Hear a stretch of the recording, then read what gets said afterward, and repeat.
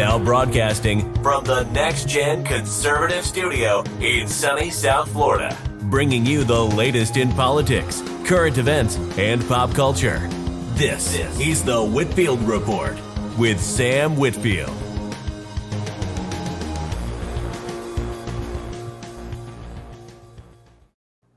Yes, Genius. I know that I am white and crippled, but election results take forever, so I'm in no particular rush. But to people watching this, welcome to the show. And we have quite a packed panel tonight already. We have GeniusAnus joining us again. We have BlameMaxSand, and we have Smuley, who I don't think I've met before. I possibly want to killed it. Oh yeah, Smuley. I guess. Yes, and I think you being late has already crippled the show. Well,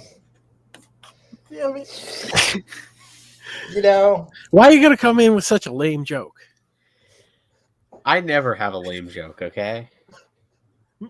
Smuley fit in really well around here because there's already a fucking handicap accessible ramp.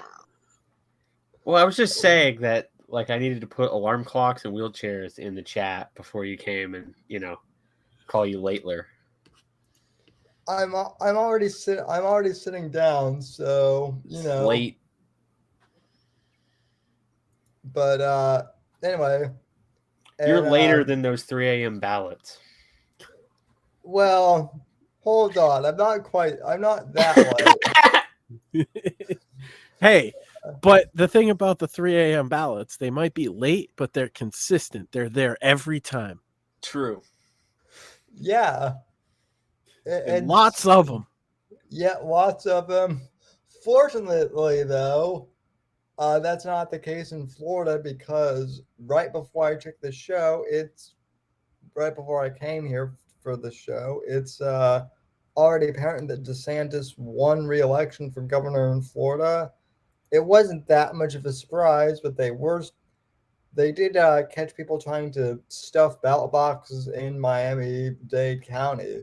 So, that's par for the course in Miami, I guess. But anyway, yeah, Florida's looking good so far.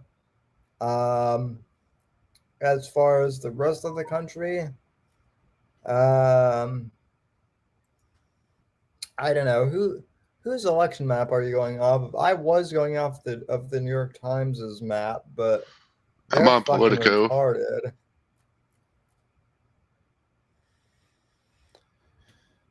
Yeah, I wasn't looking at either of them at this point because I was just watching Twitter. Yeah, I was watching Sticks, but I'm on Politico's site, and they've got the Senate at 41-40 right now. I know that Greg Abbott has also defeated Beto O'Rourke in Texas, as far as what I've No seen. surprise on that. Man, that's a shocker. I never saw that coming at all. Now, the Pennsylvania race between Oz and Fetterman is particularly interesting to me. Dude, it was interesting a while ago because I think on Politico where they had that race up, 8% of the vote in, Fetterman was winning 76 to like fucking 14. I'm like, how?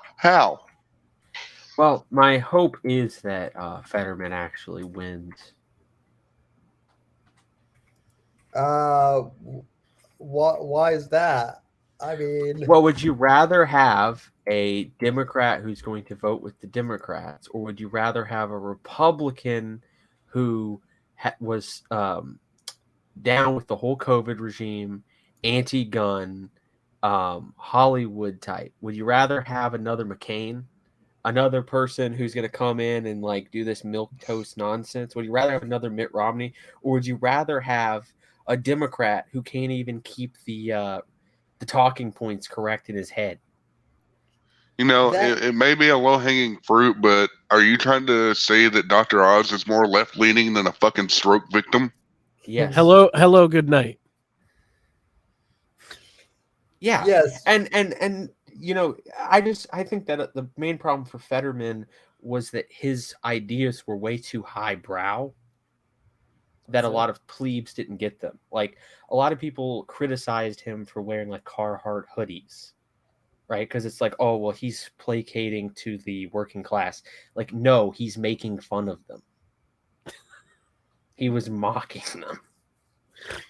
I That might be want to true. know how that guy even got as far as he did. Like, I feel like even if he doesn't win, we should give him credit for, you know, he had a stroke like Sam's only like, about us a few cripples years got to stick ago. together. And now he conned his way into the into the State governor. House. Yeah, into the state house. I almost said the You White know, House. it's the age-old battle, man. Cripples versus doctors. Well, look, if Biden runs for re-election, like Fetterman can be the VP. At this point, I'm pretty sure Biden is having a stroke actively. I'd love to see the two of them having a conversation. That sounds like a whole lot of left-hand turns and getting nowhere. But no, I mean, sometimes when it comes to elections, the person who you think like knee jerk, like, oh, I agree with, is not the one that's actually good long term, right? I'm just curious to see who's going to replace Biden now, because I mean, he's not going to be running in 2024. It's starting to sound like they want to run him in 2024. Yeah, I'm not. I was with you until very recently. That they've been kind of. I think they're in the same boat in 2024 that they were in 2020, where it's like they're facing the prospect of it being Trump. And why did the left go with Biden in 2020? Because they thought he was the only one they thought stood a chance against Trump. So I think they might actually run him again. No, I think you're wrong on that. I think they chose Biden because he was the only Democrat running in the race that could win against Trump. True, but he was also the only one that was so mentally fucking gone that they could control him easier than anyone else. Everyone else had their own little shit they wanted to do. You gotta make him run again then if you can control him, He can't control his bowels. How hard could it be to control him? I mean, in terms of the movement, right now, this is very cynical type thinking. But like in terms of like the populist, movement that we have going on behind Trump, I don't think that Biden's presidency has been particularly bad for us long term strategically. No, it's been fantastic. Yeah, actually. Now, I wouldn't wish it upon our country. You know what I mean? Like, that's why I was put the caveat. It's been disastrous for our country, our economy, our fucking children, our pretty much everything. My goddamn fucking wallet.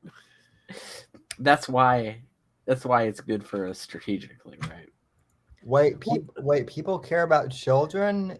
Still, I wasn't aware of that. It's funny because Smuley and I I think it was actually January 6th. We were watching January 6th go down. We were laughing at the whole thing because it was silly, right? And we had said, well, okay, so the Democrats are going to get in. This will be good for us long term. That was exactly what we said on January 6th.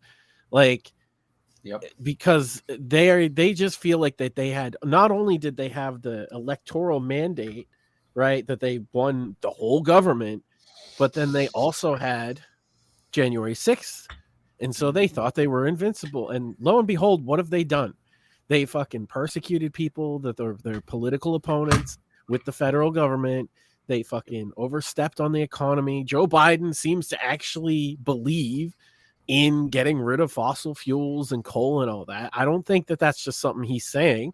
Actually, for once, a politician, I think, from the left believes one thing that he's talking about. And I think it's because he thinks it's an achievable goal and he doesn't care about the damage that it causes if he can be the one to say it, because they have their cult, their religion of climate change. Well, And so we knew that all this is going to demoralize people, and what's going to end up happening. Well, I said it then. Why do you think I went out and got a Trump 2024 let's take America back fucking flag long before anybody was certain he was going to run? Because I think that's what this all leads to. Democrats were given the entire reins of control in our government.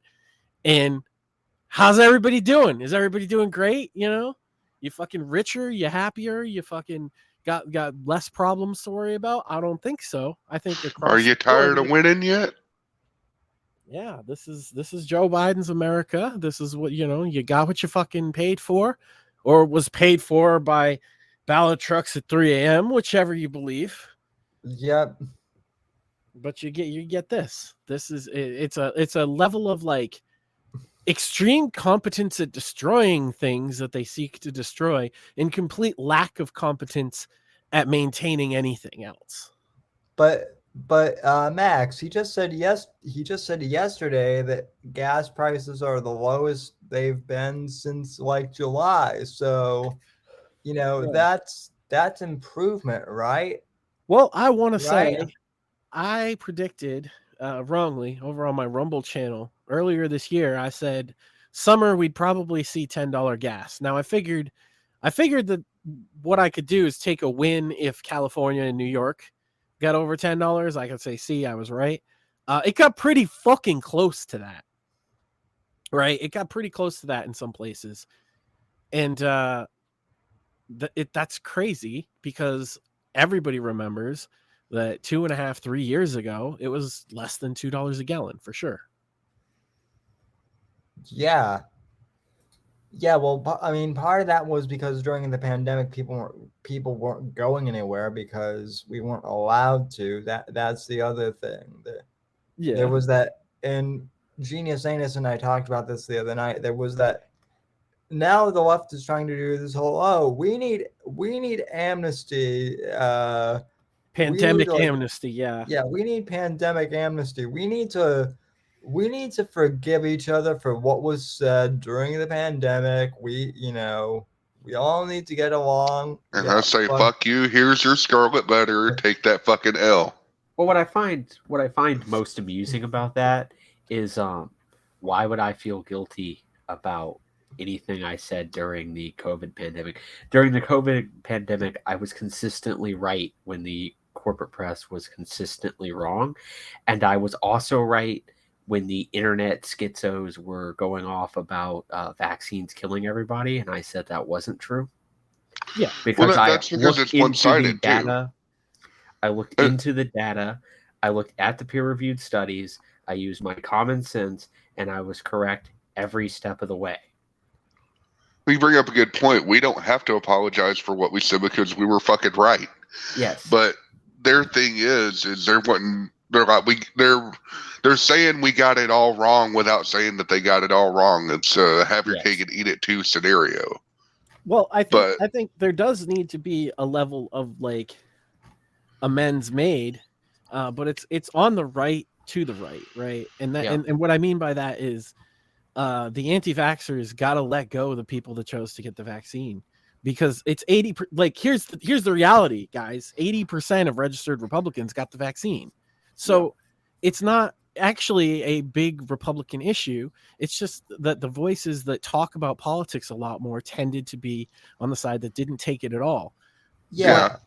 If you're okay with it being people's choice is one thing, right? If people made that fucking choice is fine. You don't need to fucking hate on people. Because I got the vaccine. I'm anti-mask. I'm anti everything else. But I went and fucking got it. It wasn't. I didn't get the boosters though. That's stupid. Yeah, I have no problem with people. I have no problem with people who got the vax. MaxSand is like, you know what? I'll get the holographic fucking Charizard, but I don't gotta catch them all, motherfucker. Well, if you'll notice, well, I don't know how much we can get into this on YouTube. I assume that now it's kosher, right?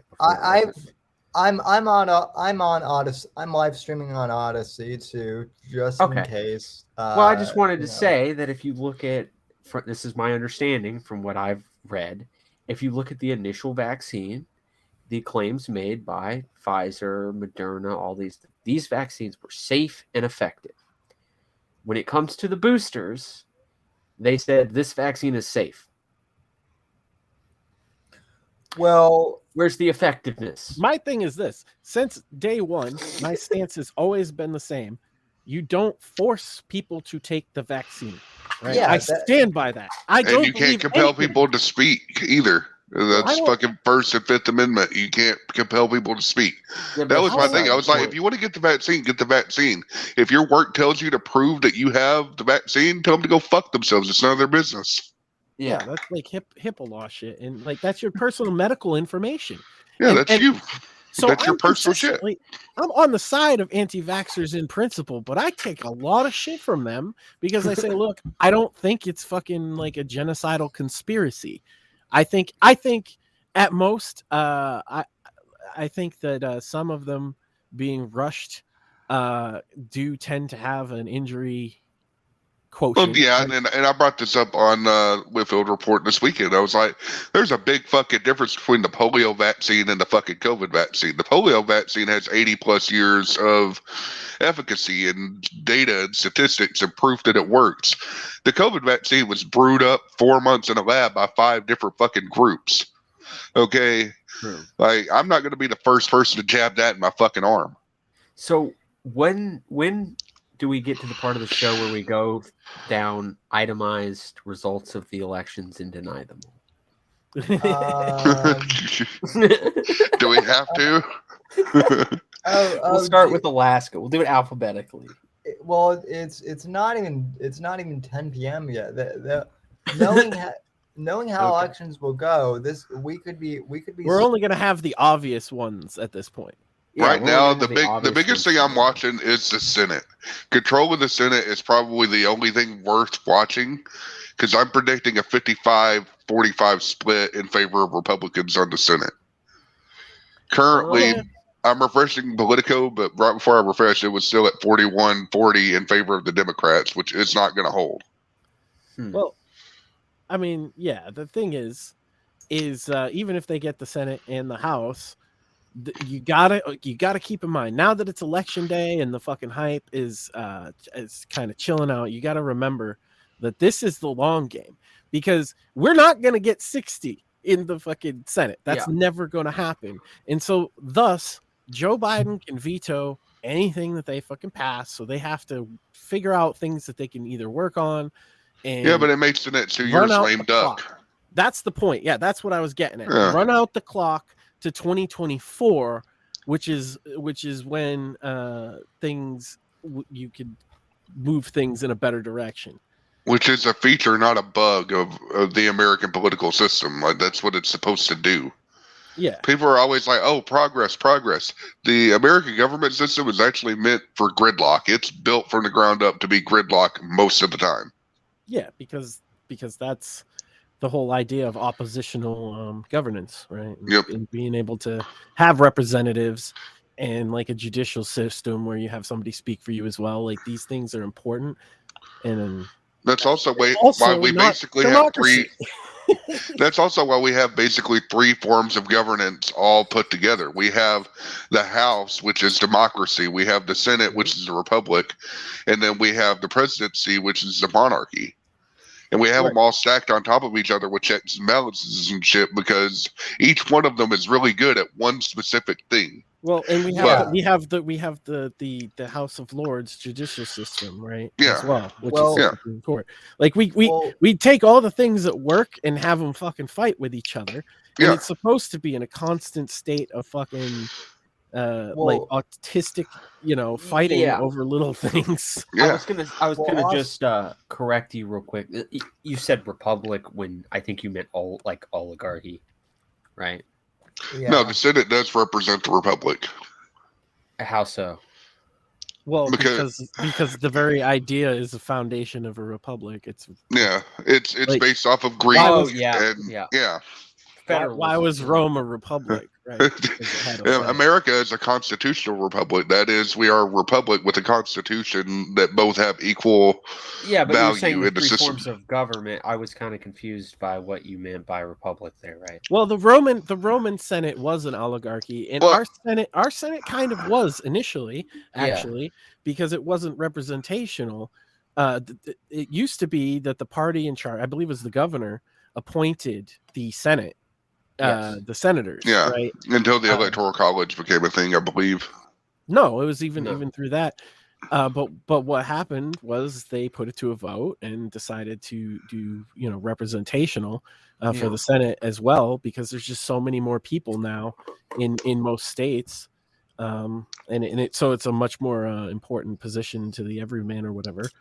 And that's why we have that. But yeah, initially it was basically like an oligarchy because your governor won your state, so your governor gets to pick his two senators. I understand if it was a bit of an autistic point, but like the three forms of government are basically like monarchy, democracy, and oligarchy, right? Of some form. The republic is even before all of them. Yeah, And what I'm saying is, I'm on paper, America is a constitutional republic, and that's literally what we are. But what I'm saying is, the way we built this constitutional republic was we took, like Matt said, we took what worked from all these other different forms and we melded them together and made them fight each other. So the House is the voice of the people. That's why there's so many of them. That's why it's tied to the population. Yeah, I agree. It's supposed to be everything has to be in explicit autistic detail. Mm-hmm. And that is part of the problem with the system now, is that the electorate isn't informed or engaged enough to understand. Like, most of what government does is shit you never ever see or know about or hear about. And I don't mean that in like a conspiratorial way. I mean that in it's so mundane, bureaucratic bullshit way. I mean, do you really want to sit in a 4-hour meeting about where your fucking poop goes after you flush the toilet? That's government. Right. And they're doing that all the fucking time. And that's basically built into the cake. That's what people don't see in governance. Like, there is there's the kind of, I guess, glamorous politician life where they're all vying for attention or whatever in these big races and they're on TV and shit. But like on the local level, governance is arguing about trash pickup and how big your barrel can be. Yeah, like arguing about how big the banner is going to be in the drag queen story hour at the school. Yeah, shit like that. Yeah. Yeah. But that's how they get that shit in, because nobody wants to do this boring fucking shit. This is how the left got into all these institutions of power, is because the right doesn't have a taste for bureaucracy, right? But that's the nature of the fucking beast. And so they adapted really well to it. And then they started by saying, we're going to raise pay for these people over here and give these people benefits. And the next thing they're planning drag queen story hour. Right? It was a Politico just updated the Senate to 42-40, still in favor of the Democrats. They got all those positions because they were willing to do that mundane work. And that's what I'm trying to get at is, if you're want to oppose that, you got to be willing to get in the muck and do some of this like bullshit work. Yeah. I mean, a lot of like elections these days are just like, it's basically pro wrestling is all it is. It's it's all showmanship, but people are not interested in the daily mundane congressional meetings or whatever. If you ever watched C-SPAN or anything, it's boring as hell. It's not entertaining at all. Okay, so they're saying that Mullen won for U.S. Senator in Oklahoma under the special election. I deny that. God damn it. Who won in Oklahoma? Mullen. I Mullen. deny it. No way. Let's see. Yeah, The no. House is 47 to 83 favoring Republicans so far. That's Hey, also Sam. why Republicans have stepped up big in the last couple of years, I wanted to say, because they've gotten involved in a lot of elections committees and stuff, and that's been huge. Getting in there at the ground level, doing this again, very like mundane, bureaucratic fucking work that needs to be done. What do you think, Yeah. Sam? I mean, Oklahoma. If they're going blue, yeah, I'm gonna deny. They're going red. It says. Well, that's no Mullen. surprise. It's Oklahoma. Yeah, with 64% of the vote. In Oh. Pennsylvania right now, Politico has 28% of the vote in, with Fetterman beating Oz 53.6 to 44 points. Wait, it just updated again, 53.1 to 44.6. So Fetterman is currently in the lead, but it's only like 30% of the vote in. 29% of the vote, yeah. Yeah.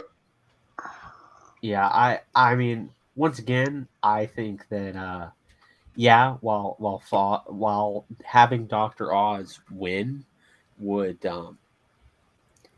That would be funny. it would be funny. You have to But- admit. You have to admit the TV doctor winning is funny. And that's what makes this race so contentious for me, because Because whoever wins could is go either funny, way. I know. Yeah. Oh, Michigan, Whitmer is currently winning over Dixon. 13% of the vote in, 53.9 to 44.6.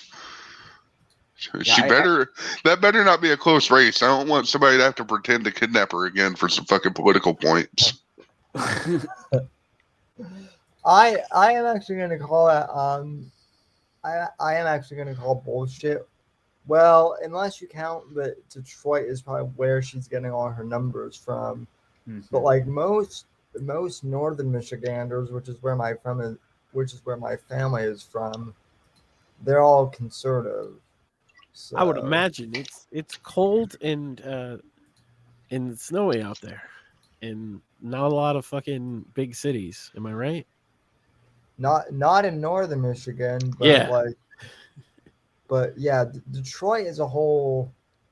Well, I mean, Detroit's a shithole.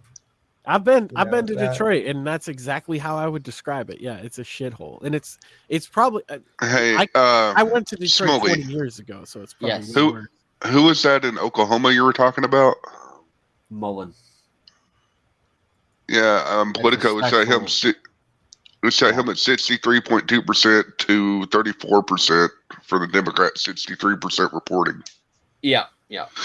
It's gonna win. Mullen's gonna win. I'm pretty confident. But did you say that Horn was shown winning somewhere? No. I just was denying the outcome of that election. Oh, okay. No, I know. The only thing I know about Oklahoma is that there's a musical about it and fucking lots of Indians and casinos. Is there anything else that we need to know about Oklahoma? Really? Yeah, Not really. Oklahoma is some fucking cowboy shit. That's it. And that's true. You know, you might be right. Cowboy Kent Rollins is from Oklahoma. I mean, he's one of my favorite YouTubers, but I mean, he's never like gotten political. Man, that cornbread will make you dance. I tell you what. Apparently, everything he makes will make you dance. So, Well, favorite videos. He's just standing there, and all of a sudden, this fucking entire set and tent behind him just blows away. He's like, "Yeah, that's that Oklahoma wind. That is." Just like, careful, you ain't Kansas no more. yeah, But I tend. Well, Go ahead, at speak. least he's not politically incorrect like Sam the cooking guy who will dress and drag like Paula Dean and get the the tranny mob upset. So I don't know what it is about people that cook with a weird accent or fucking, shit like that. But Cowboy Kent Rollins and Stale Cracker are like, I waste so much fucking time in the day just watching them fucking cook whatever the fuck. Cooking channels on YouTube just in general are the most entertaining thing. I've gone down rabbit holes where it's like, damn, that's good. Well, fuck, I'm never gonna make this, but damn it, I'm gonna watch this person make it. Damn it. Right? See, Shmuley's on another level. Shmuley, you like to watch that guy taste old fucking cans of food, right? Oh, yeah, I've seen him too, where he does the old MREs. Post 10? No, I think you're thinking of a different guy. This guy's also done that, but he does expired food. I think his name is Post 10 on YouTube. Oh, I've heard of him too. Yeah, he unclogs like storm drains and stuff like that as well. He's a man of many hobbies. It's this guy is crazy. He's like at this like turbo autism that's amazing to watch. So he buys this food, and I'm talking like 25-year-old cans of food plus, in some cases, and he at least opens it. He doesn't always eat it, and then he dumps it down this like crazy sink that he's got, and like he's obsessed with storm drains and clogging out fucking the drains. So he goes around the woods in his area and just knocks out like beavers' nests and shit in storm drains. Yeah, and it's intensely entertaining to watch, and I don't know why. How many times has he caught botulism? I don't know. I think he's gotten badly sick one time. Yeah, he tests everything with like, that's another part of like the TISM. He has like heavy metal testing, and he tests everything with the most like advanced tests he can buy. Yeah. Oh no, it's kind of like those hydraulic press channels. You just wonder where the fuck these people come from. I like the esoteric side of YouTube. Okay. Yeah. I've also been watching this guy that debunks tool hack videos. And I was watching this one where the dude took a circular saw and like bolted it to a thing, but the dude's missed a finger. He's like, you're making a finger amputator. At least we know it works. I'm a bit confused as to how one can donate Shiba coins to you, Sam. Shiba coins. Shiba coins? Yeah, where's your Shiba coin wallet? I believe Cash App takes crypto. Okay, well, you need to shill it. You need to shill your Cash App then, I guess. Cash App /$ Sam Whitfield, all one word. I have it in the I have everything linked down in the description. So okay. Let me I have a feeling it's going to be a slow night since elections take forever. So let me turn on Streamlabs donations so that people can drop their favorite game awards. Well, they can even super chat to you what elections they want you to deny. Yeah. Like what races? That's basic. Okay. Denying the election in real time is a great concept. Yeah. That's something nobody else is going to be doing, I'll tell you what. What's the price? I think it should be like $5 for a Senate race, like $15 for a governor. Yeah, I'm all for that. Yeah, because I feel like denying a governor's race is more. It should be worth more, you know. Yeah. There's so many races you can deny this time too. It's great. Yeah.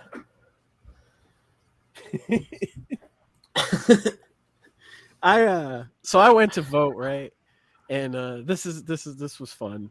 Some dude was ahead of us in line, and he was just talking the fucking lady's ear off, right? And I'm hearing him, and this dude is in like full like blue collar like worker shit, and he looks like kind of a redneck. And he's just like, yeah, I don't know. So where do I go to register? So he went there on election day, didn't know you had to register, and then spent like 5 minutes holding up the line, arguing with her about he should be able to register. And then when he left, I heard one of the ladies say he was like a January 6th kind of guy. And I just laughed because he kind of was. I'm not gonna lie, he kind of was. But I am still hearing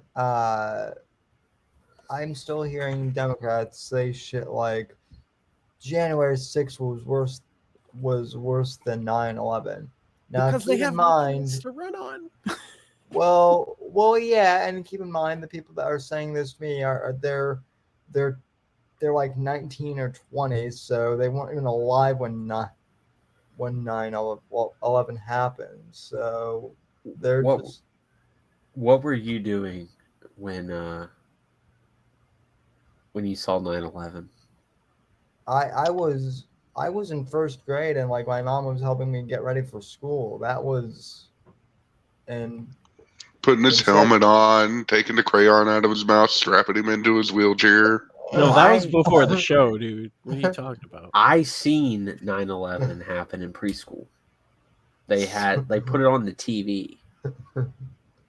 In preschool, Jesus Christ, you're young. Yeah, I went home. Well, no, I'm actually old. You're just he's older than the kids that Sam's talking about, though. Yeah. They're not even old enough to remember it. He's old enough to have been traumatized by it. yeah. I'm not old enough to It was fucking the not first remember. time I ever saw death. You know what I mean?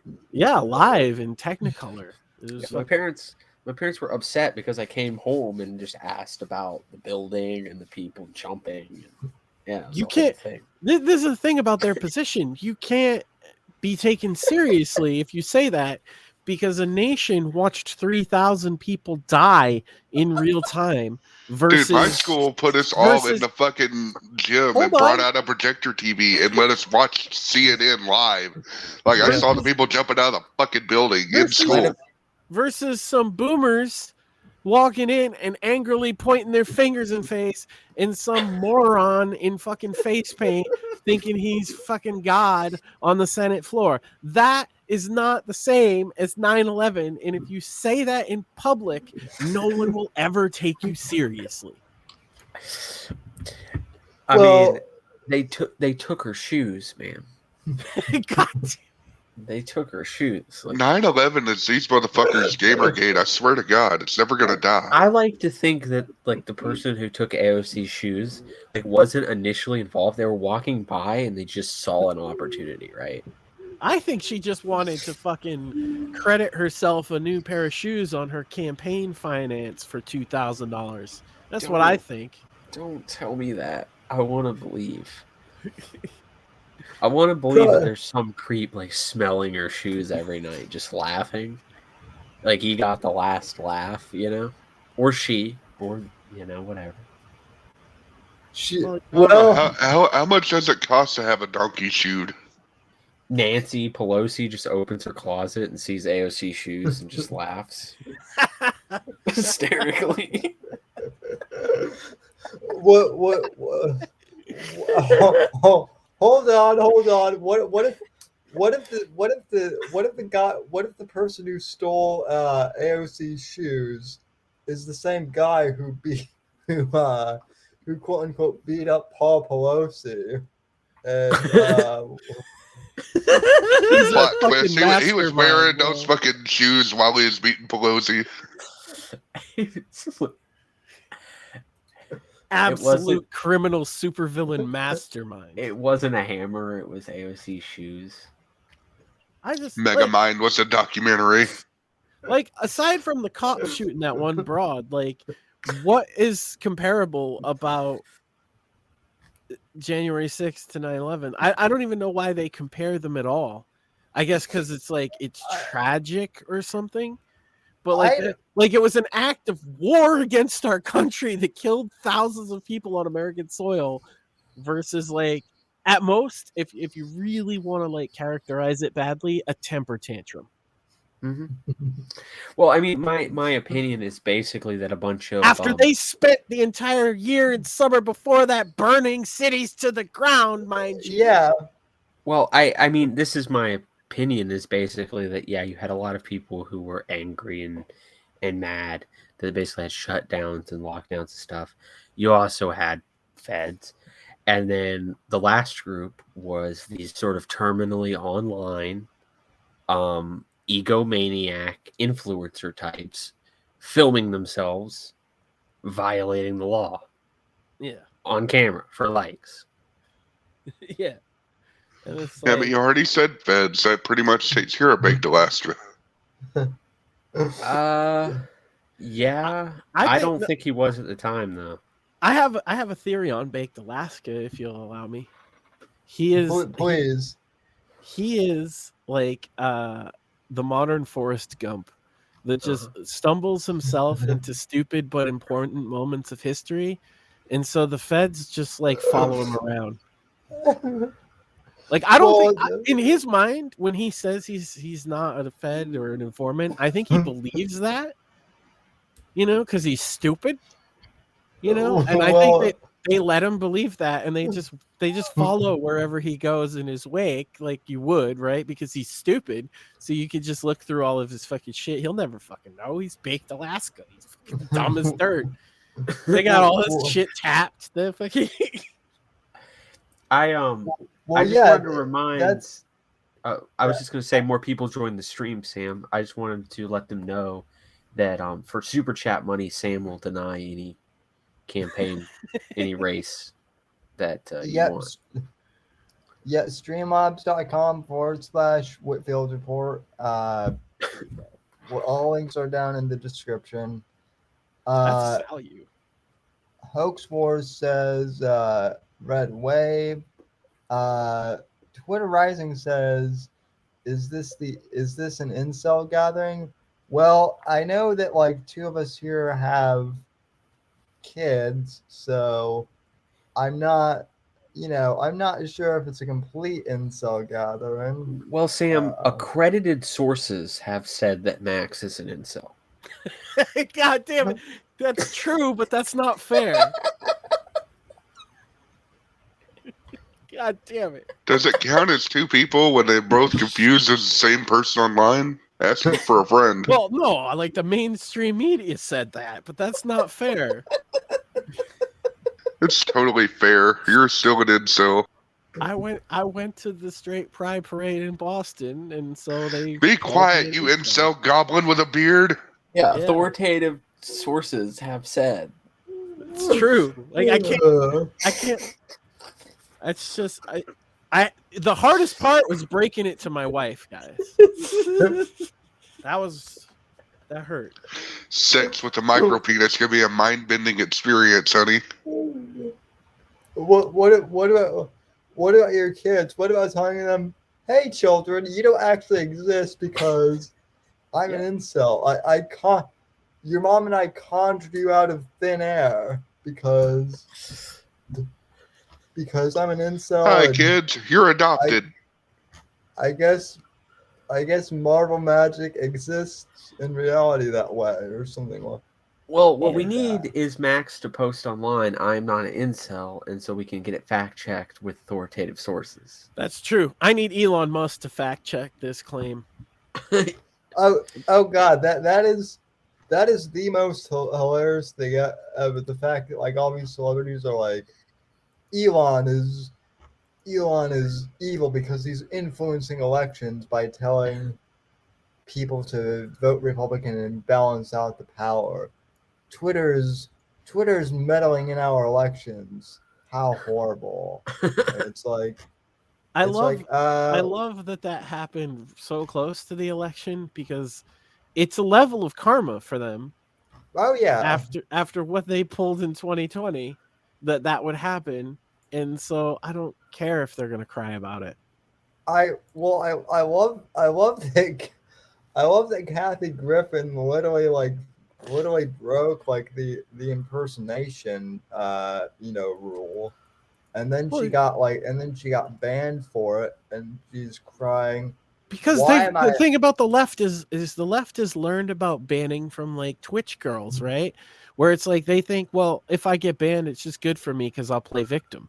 Like they've started to figure that out, and so I don't think they'll be as bothered by getting banned off of Twitter as we would like in a lot of cases. I do think a lot of the left is trying to move to fucking Mastodon. It'll be funny though because they don't understand how the Fediverse works. And that they're on the same network as like the literal Nazis and whoever else they hate, right? Like they're all on the same network. Yeah. They're gonna figure that out eventually, and that'll be funny. No, there's a I actually put a video on this. There's like a liberal, there's like a left wing Twitter alternative called Tribal. I shit you not. This is the name, Tribal Social. Where I bet. I bet that sounds about right. where they supposedly they fact checked everything. So Libs of TikTok, I guess, as a troll, went on there and created an account and said there are only two genders, and she got banned like within like 5 minutes. I bet. And so Yeah, that sounds about yeah, right but like, too. but yeah, a liberal Twitter alternative that's gonna last about as long as like as CNN or as CNN Plus or whatever. Well, I mean, the reality is that there's no need for them to go anywhere else because there's no threat of censorship. They're having a hissy fit because they can't exclude others. I mean, it's just that's really what it boils down to. It's not about like they don't feel like they'll be included. It's about you won't exclude the people they tell you to. Yeah. And so an alternative just doesn't make any actual sense, right? Like the reason why there are alternatives to these sites that gain traction is because, when you have no alternative, people get banned and then they go to those other sites because they continue to want to get the proper content. I wish there was, like a decentralized, RCS replacement that would allow you to, continue to have your followers no matter where you upload, and then you're liberated from that problem. But that'll never happen. So Mine's was working on something like that, but I don't know what happened. A friend of mine has literally built that from the ground up, but he's just one dude, and he does it, in his off time. He's got like a family. What I was referencing. What I would like to do, have any of y'all ever played a game called PlanetSide 2? I've heard of it. I think I know how like they have like persistent factions on there where you take territory and stuff, and you can constantly go on there and look and see who has what territory. Yeah, I think we need to make a social media where you put your you take a political ideology test. That puts you in a faction, and then just have like a landmass that you fucking control territory on, and then see who wins that. You play video games? Of course I play video games. I'm a talking ass on the internet. Styx plays that game. It already exists. I forget what it's called. Pixel Planet, I think. Nah, that's not quite. I'm wanting to see these fucking people go together in like a Quake Arena deathmatch type fucking shit. I'd like to see all these lefties try it to game because they fucking. That's the thing. Like, I basically want PlanetSide 2, but I want the teams divided up by political ideology, and then see who would fucking come out on top in that. Okay, Sam, stop me if I get too controversial here. But lefties, the reason that they suck at games is because they game like women. Now, okay, like I said, stop me if I get too offensive. Okay, I don't want to get you banned, but if they game like women, that means that they don't play games at all because girls don't play games. Oh, yeah. No, it's worse than that. Women tend towards fucking creative games and games that let you do decorations and things like that. or fuck around or do domestic chores, and that's not just my personal take. Or puzzles. Puzzles is another one. Now hold on. I've seen women, and I've seen women playing Call You've of seen Duty. women. Can you define what a woman What is a woman, Sam? You've seen women play like more hardcore games, yes. Except Oh no, he has seen women. If there's a thought on Twitter, he's fucking seen them. I swear to God. I get more porn from being subscribed to his retweets than I do from fucking Pornhub. That's for sure. Well, that's because you're looking up the wrong type of porn, Anus. So look, I'm a butt man. What can I say? He's into that vintage gay porn. well, yeah, that not quite. Not quite. Not vintage anyway. I like to see some bell bottoms get rung, if you know what I mean. That much is true, but no, I mean I've seen women and I've seen women play games in air quotes while they have their massive titties out, so no one can actually see if they're gaming or not. So. Well, but that's a job, That's like women. That's like women don't like just strip in the wild when they're with their friends, right? It's the same thing. What? Yeah. Women don't just like break out and start dancing on stripper poles when they're like hanging out. Bullshit, man. They're doing it for money. You know what I mean? Fun fact, if a woman never gets mad at you and starts running at you, just pull out a knife and a loaf of bread, hand it to her, and she'll start making you a fucking sandwich. Instincts just fucking take over. But what I mean is men are more geared towards aggressive video games and more strategic. This is like science. Like this is what the data has shown for years. And women, when given that choice, prefer things like The Sims is a big one, or Farmville, or other games that have a creative element or aspect to them, or that mimic domestic chores. That is true. And so what I mean about lefties is if you see lefties that are into games, they always have that same kind of bias that women have. They want a great character creator where they can play dress up for hours on end, and they want the story to be, catered to whatever their interests are. And they don't play the game very much because they're not actually gamers. They just wanted you to change your shit. So what you're saying is the left plays The Sims and the right plays Crusader Kings 3. The normie right plays Madden and Call of Duty, and the far right plays Crusader Kings 3 and Hearts of Iron. I swear to God, if you want to know what a modern day Wignat is, just go look at the fucking Crusader Kings community. I don't know what it is about that fucking game. I thought it was a meme. I thought I was getting goofed on and everything, but no, the Crusader Kings community is just a bunch of Wignats. Like, yeah, I want to make a dynasty, man. A joke ideology that we made years ago is a mod you can get for Hearts of Iron. Apparently Akba actually showed me this a few weeks ago. Apparently there's a mod on Cyberpunk now for the PC where you can put an America First bumper sticker on your vehicle in Cyberpunk. because all those cat boys are playing. Well, yeah, you could choose the size of the dick, and they like that. Because it's 1-to-1 with their bad dragon orders. They can go bigger or smaller. But I don't think they got the same message from that game as I did. I still say that fucking Keanu Reeves' character on there is a fucking communist. I don't know. Well, of course he is. Of course he is. But also, like, he's like Johnny Silverhand's immensely cool. You say what you want about him. He is cool. But it's not. Look, it's leftist literature, man. Like Cyberpunk's written by a far lefty. Like if you're going in. Like it's kind of like when they go into the Lord of the Rings and try to No, it's not.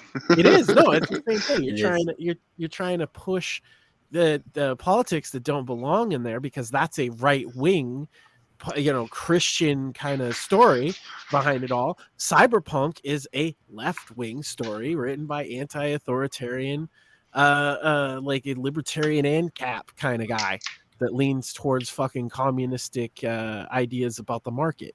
So yeah, no, it is the same thing. Like if you go into Cyberpunk, you're going into a leftist world. So for Johnny Silverhand to be cool in that world, he has to be like an anti-capitalist, like crusader. That's. I mean, the thing to remember is that this world in Cyberpunk is better than our own.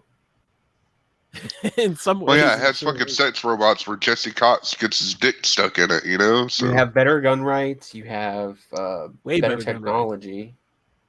You have, things are just utterly superior to. Yeah, I mean, that's a bit of a cop out because it's hard to have gun control when you are the fucking gun.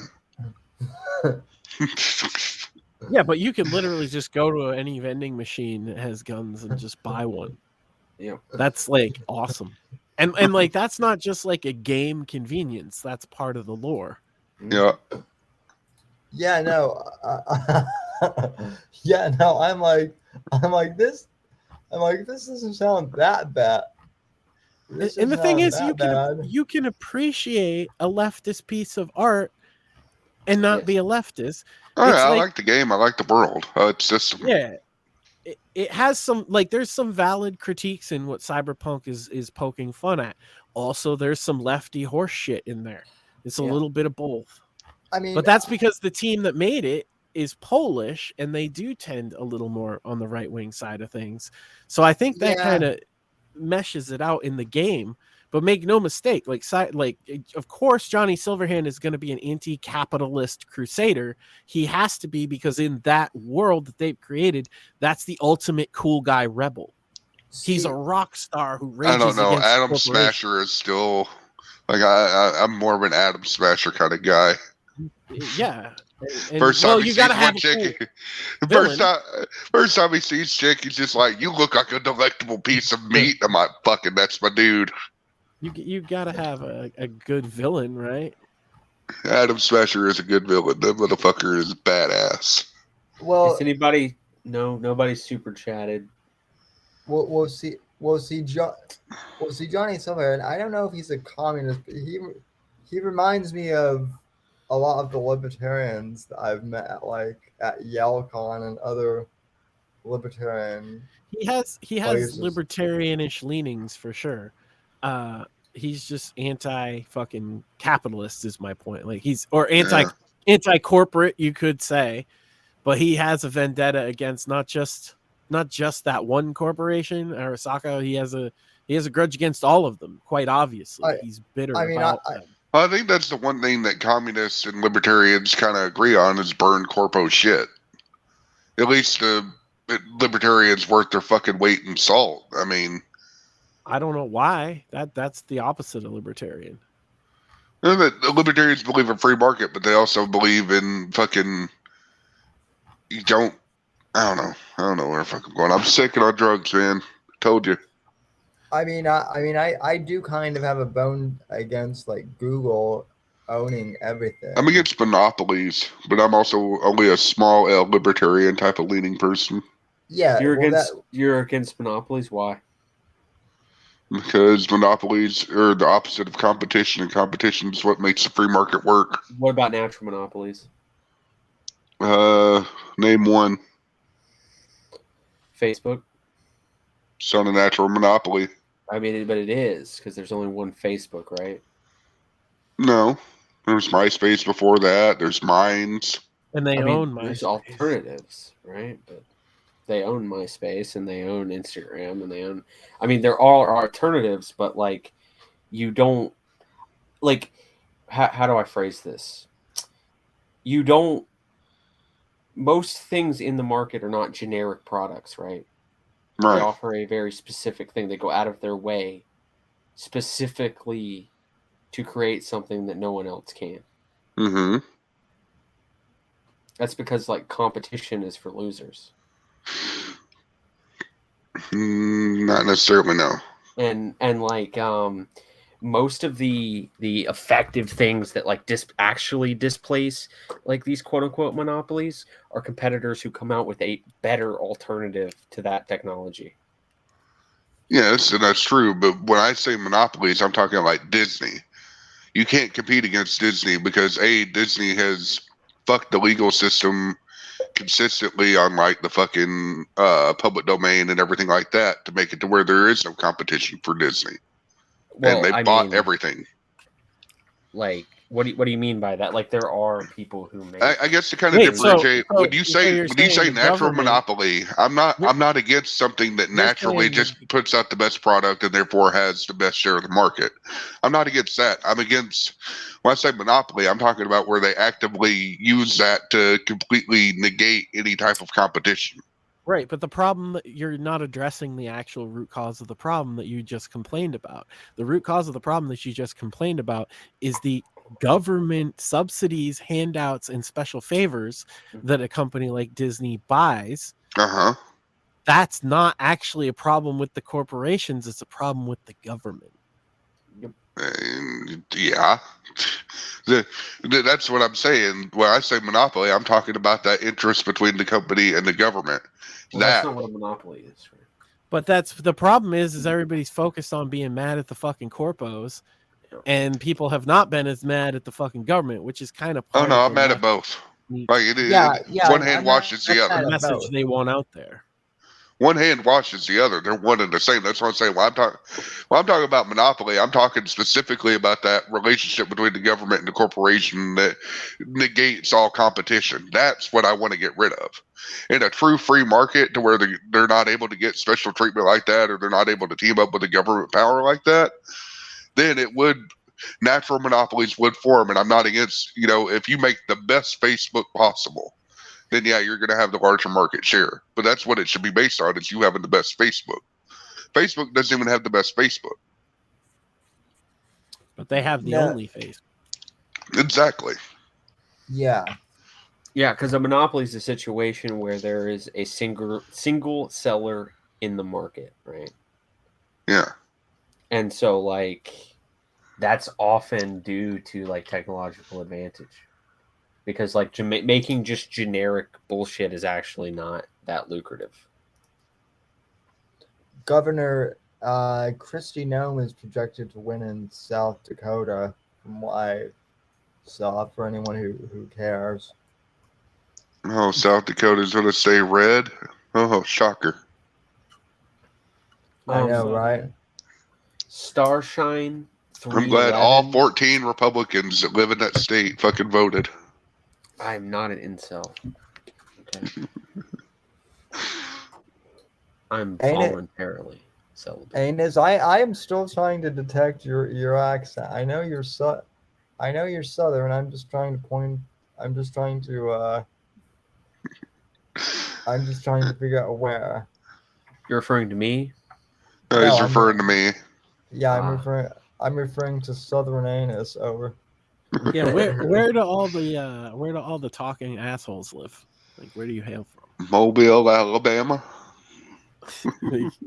Okay, well, there you have it. That actually makes a lot of sense. Oh shit.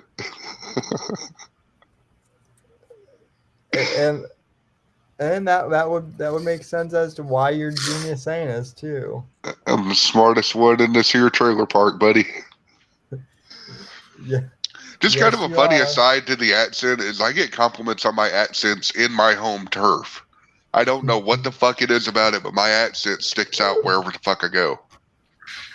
Well, I mean, are there a lot of other talking assholes? There's a lot of assholes, but oh shit. Yeah, I don't know. I don't know if I have one or not. I think that it's very subdued if it does exist. The California coin merchant may be joining us in a bit. I don't know when, but but he said he'd be interested in joining us. I was gonna Cool. say I saw a message from like an hour and a half ago said that he might be jumping in, so I wouldn't hold your breath. God, he's already got like a wrestling tier nickname. That's crazy. I thought But- Vicious Vickers was good enough. Now it's the California Coin. Actually, that's good. That's good, right? Because you could hear that as like the ladies and gentlemen now entering the ring. The coin merchant Vicious Vickers. Yeah, I see that. It isn't that what He comes out with a bag of fucking gold coins tied to his belt or some shit. Dude, if he doesn't next year for Halloween, if he doesn't capitalize on this and goes either Scrooge McDuck or goddamn Two-Face or Batman, I'm gonna be fucking severely disappointed. That is a missed opportunity. He should just give out like those chocolate coins at Halloween too. Motherfucker, I said a bullion.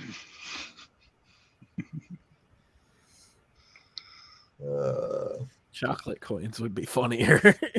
You know what else would be hilarious is if all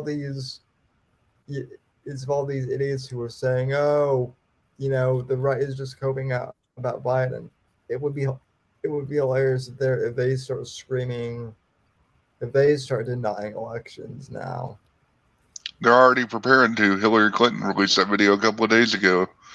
So the right is prepared to steal this election. They're already laying the foundation, and they're going to shamelessly just go right into, just like they did in 2016. In 2016, does nobody remember when they're like, oh, Russia stole the election? They've been denying the election since like 1972, to be honest. No. Tammany fucking Hall, man. Tammany fucking Hall. And same shit, different decade. So they reanimated Hillary's corpse. Oh yeah, I did see that. They reanimated Hillary's corpse so that she could say, but they had to change out the Russian script to something else. Well, the thing about Hillary it's still gonna be Russia. Yeah, Russia. They want to fight Russia. I mean, they obviously want to fucking step up the Ukrainian shit to whatever degree. Whether they want to fight Russia openly or not, I don't know. But they definitely don't want to back away from it, so they'll blame them for fucking everything. And Vlad is just, at this point, crazy enough to fucking just call their bluff on everything. Whether that's good or bad for him, it doesn't seem to matter anymore. That's the thing that's the thing they don't realize. Like, when they think of crazy, they think they're dealing with Trump. They have no idea what actual crazy is. Well, he's definitely doing things much more erratically than I'm used to seeing from him. These are not decisions that Vladimir Putin would have made 10 years ago, which says what's different from 10 years ago. Well, one thing is you have a senile old man in the White House that he's not afraid of at all. That's one thing. 10 years ago, you say what you want about Barack Obama, but at least he presented himself as like an heir of fucking pomp and circumstance. Joe Biden fucking allegedly pooped himself in front of the Pope. I mean, he farted so loud in front of the Queen she couldn't stop laughing. I don't think anybody takes him serious. The guy doesn't even know where he is half the time.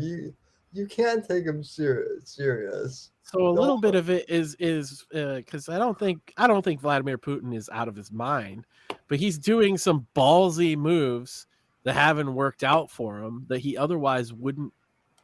Generally, you wouldn't see him do. It's interesting, and so I think they will blame him for it, so they can escalate a little more. I just want to say to the chat that I'm not an incel. I'm voluntary celibate. So That's what he tells us. fact check. Smuley is not Nick Fuentes. That is the nicest thing anyone's ever said to me, man.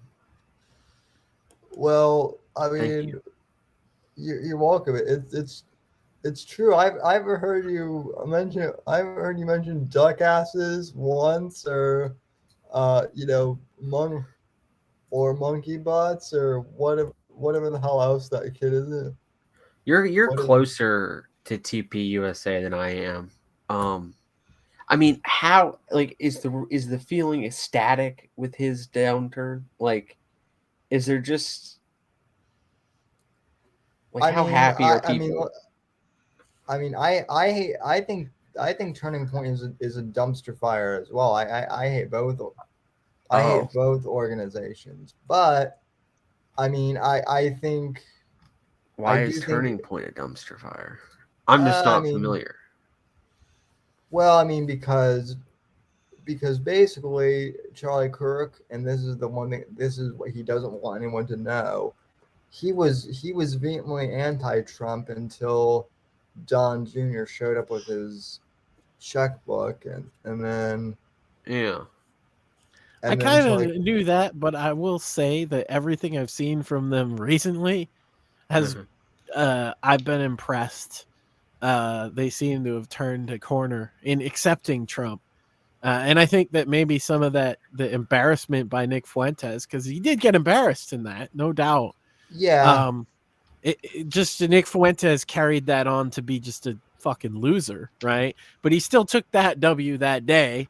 But I do think that it does seem like TPUSA took that kind of to heart, because it does seem like they are a different organization, in my humble opinion, today than they Yeah, were a couple years ago.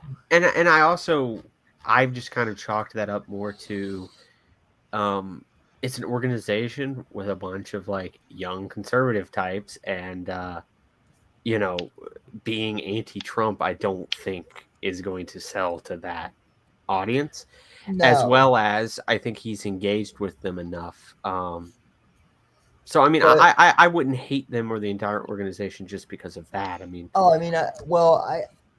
I hate them also because like Charlie Kirk fired one of my friends for okay, like That's really stupid understandable. shit. yeah, I can Um, more understand that. but like, but no, I mean, like as far as like, I mean, I suppose I don't hate Turning Point. I hate their upper management more or less, and it does Okay, kind of seem to me like it seems like their management is kind of changing a little bit, which I think is okay, good. Um, makes I, Well, sense. they're one of the victims of the times we're changing, right? And yeah, you are been around long enough to know this, where you had the Tea Party come in. I'm pretty sure we were talking about this. Mhm.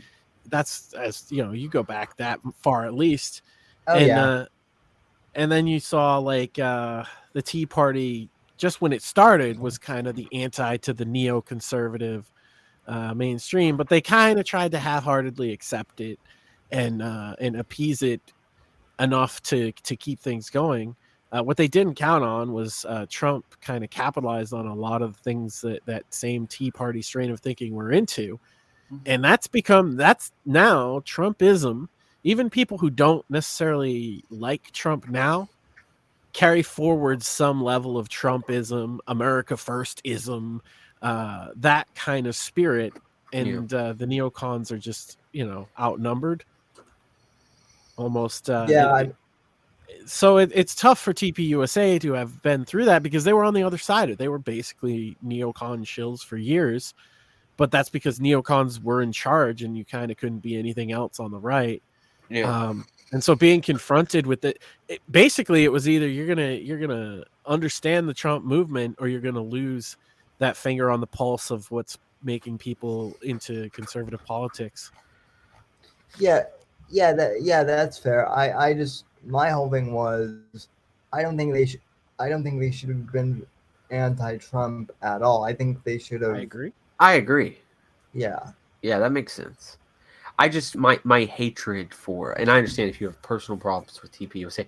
I mean, my particular hatred for Nick Fuentes comes from the fact that he took a bunch of people, very young people, high schoolers indeed, and who were interested in that line of thinking, were interested in conservatism, and basically made them unemployable, basically ruined their life, and convinced a lot of oh them yeah, in a bunch of like anti-Semitic nonsense.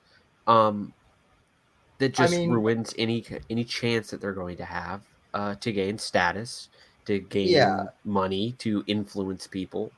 Even more recently, he specifically encouraged them to say they'll fucking commit murder and rape in his name. And this is and we all know that there's at least the presence of law enforcement around. They've had several members arrested and baked Alaska with the plea deal and all that. So if you're making threats like that, there's a record of it somewhere, even if you haven't gotten arrested. This shit it brings young conservatives in to just the worst, and I believe personally that something like America First is just designed to destroy conservative young men before they get a fucking chance. Strangle them in the womb. Here's what I will tell you. Like I said, my main problem is with Turning Point's management and just kind of some of the behind the scenes stuff they've done. I think for sure. I think the organization itself isn't bad. I just think that they could be better. Okay. But yeah, you're absolutely right with America First, and I'll tell you that the reason why from what I've heard, the reason why Nick Fuentes has such a hate boner for Troy Kirk is because Nick Fuentes tried to go up there and tried to be a big man for Turning Point, and Charlotte was like, oh wait, no, you believe that? No, we're not having you. We're not, allowing that. So Nick Fuentes was like, well, I'm going to poach your people, and started the whole America First thing. So, it's a common theme in all of that shit too. Is they all stab each other in the back eventually. Yeah. It's just like Max and I were talking when he came on the show. Like everyone in politics, it's a big Mexican standoff. Everyone's pointing guns at each other. Yeah. So.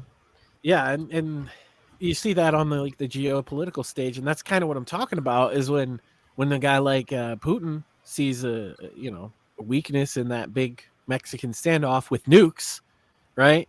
He's gonna fucking call it out, and he's basically telling Biden to fuck you.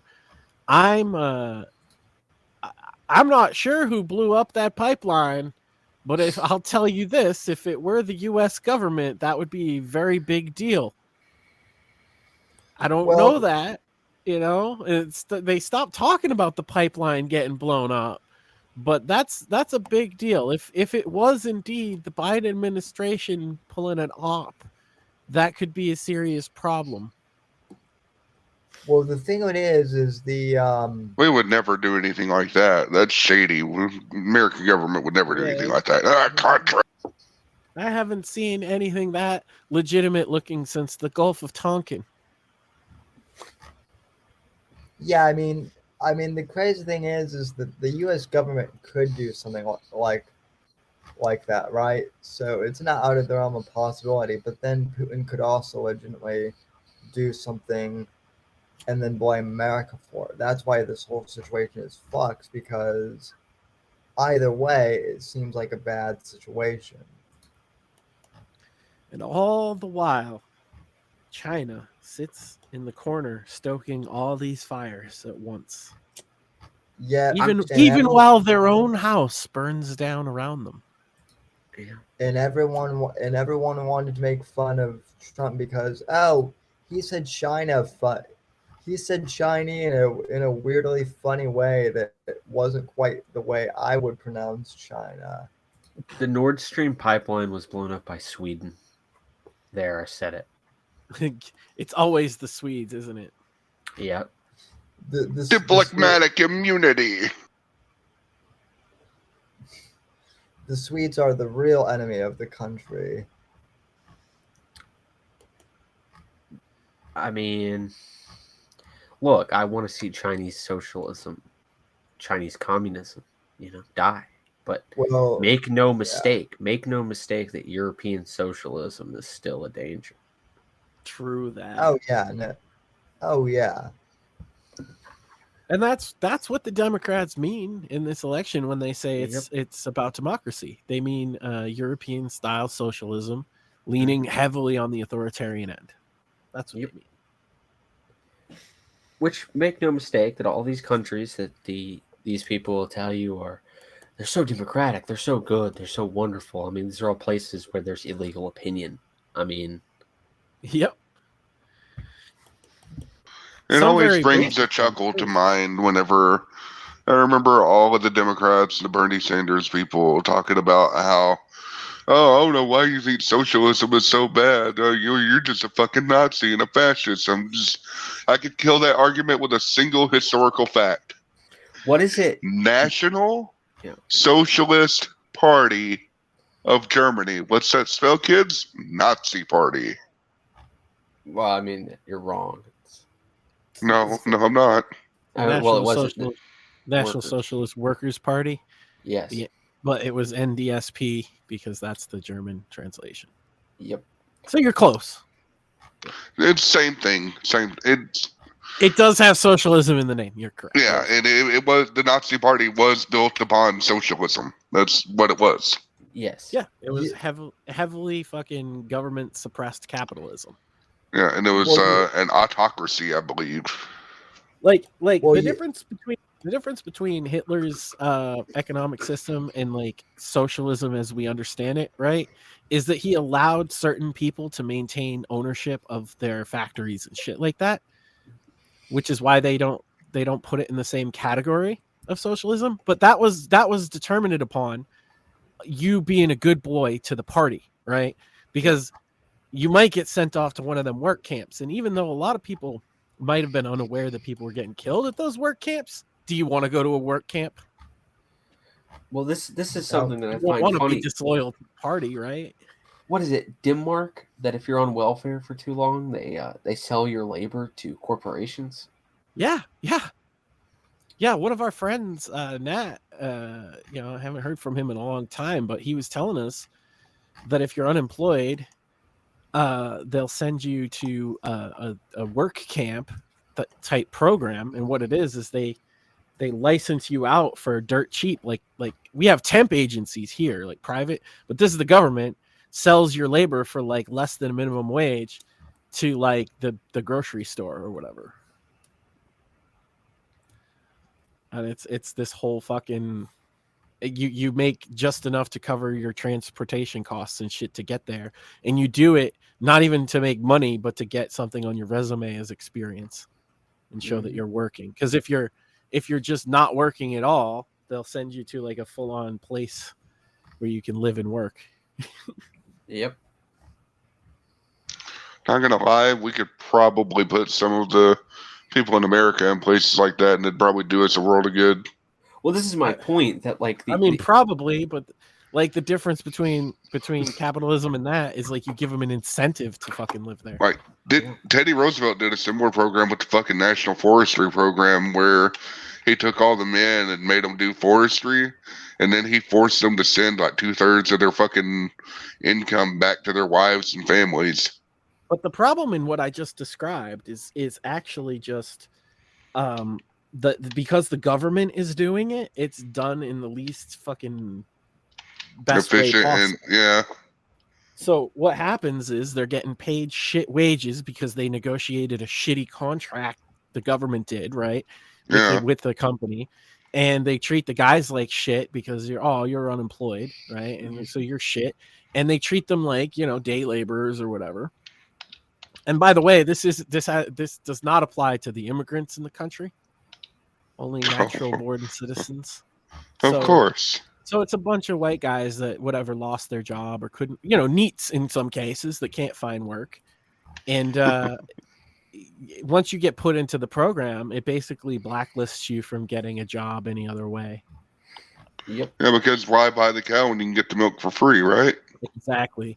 So like it's the system that in practice you think, if people had more direction and somewhere to like apply their labor at the low skill level, that would be good.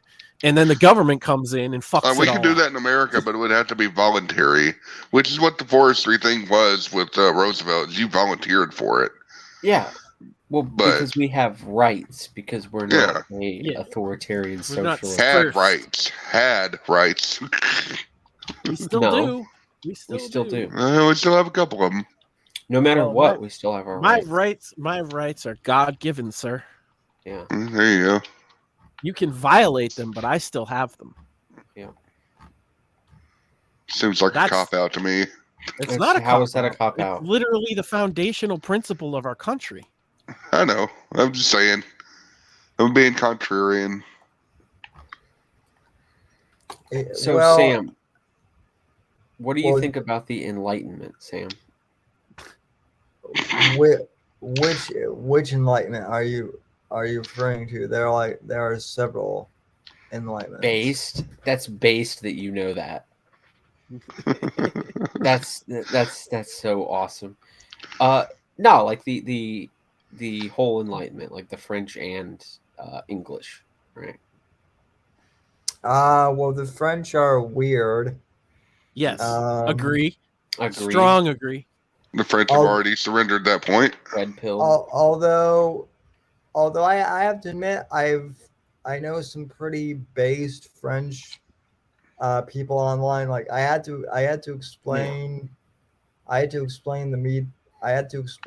Too, hashtag Me Too to a Frenchman, and he's like, why is that a thing? Women are beautiful. If they don't want to be sexualized, they shouldn't.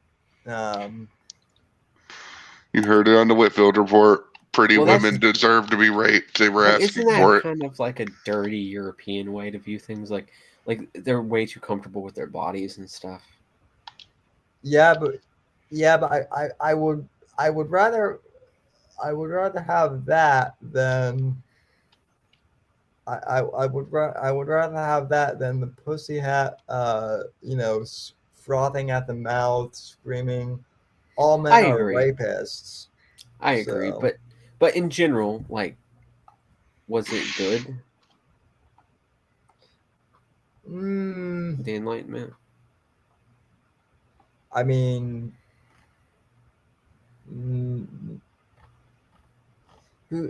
I did.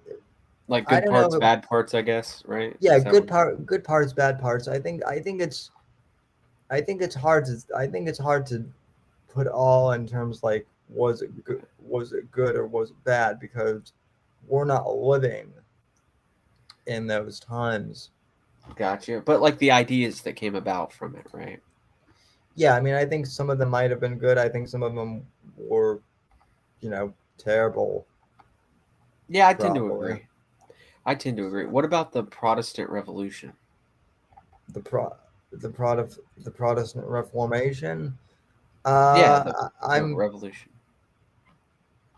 I think that was probably pretty good. I think the Catholic Church was, way too intertwined with the government, and yeah, I think. That part's fair. Yeah. That's actually like, as a Catholic, I see that as like the best part of the schism. Yeah. Because that gave birth to our country. Yeah, I mean, but I do think that there's a slandering, sort of a misnomer that a lot of people have, wherein like they view all of like what the Catholic Church was providing in Europe as like terrible. Whereas they provided a lot of checks to the power of kings, which was very good. Yeah, because that's the ultimate thing. If you're just like the average dude, is the king accountable to anybody? Well, he's accountable to God, right? And since the Pope speaks on behalf of God, if the king steps over his bounds and the Pope says that's fucked up, people feel justified in overthrowing the king. Yeah, but like, wasn't Henry VIII like pretty much driving the well, that's the thing is Henry VIII, the reason that he created the Church of England and separated it from the Catholic Church of the time was completely for selfish reasons because he wanted to divorce his wife instead of fucking killing them. It's like this giant corrupt, in my personal opinion, it's a corruption of like power on the grandest scale. Yeah. So when people talk about the Protestant Reformation, and I'll say there's some benefits to it, obviously, but you don't throw the baby out with the bathwater in some cases too. Well, the one thing that you can't really and government corruption is something that can crop up anywhere. I think is the lesson there. That's my point. My point is no institution is infallible. Yeah, Mhm. especially the government, Yeah. like more than any Yeah. other. That's I think the big one to keep in mind. See, folks, you won't get this on any other election stream. You won't. You won't get us talking about you won't get CNN talking about reformations or anything like that on an election stream. It's all why are we losing? Goddamn results come in so slow. Like we know we're fucking Yeah. winning. We know we're doing fucking good. Yeah, I just wanted to say that not a lot of people talk about it, but like I do view the Protestant Revolution as like one of the most significant things in human history, because I really have a hard time not. It changed the course of Europe and therefore the world, like going forth. If you think about it, it caused the Industrial Revolution. Yeah. Because it's scattered. Because once again, the Catholic Church was not necessarily wrong in a lot of their predictions. It kind of like scattered. It shattered Christianity into all of these separate little groups, and those separate little groups started coming up with ideas and breakdowns. Came to their own centers of power. Yeah, came to their own centers of power. So you had like this multiplying of different ideologies, and that's why like today, when you take almost any political thought or whatever, if you go back far enough, you're going to find probably Protestants. It's that way with socialism. It's that way with a lot of things, right? Well, and a lot of the Western literature that came out at the time regarding both of a religious and secular nature is relevant today. I mean, when you talk about that period, you're talking about that's when Marx wrote as well. At the same time, you had like Bastiat and Adam Smith writing on the more like free market, keep the government out of things. You had the formation of what is today the idea of a authoritarian government from the top down, communism, which some people want to implement.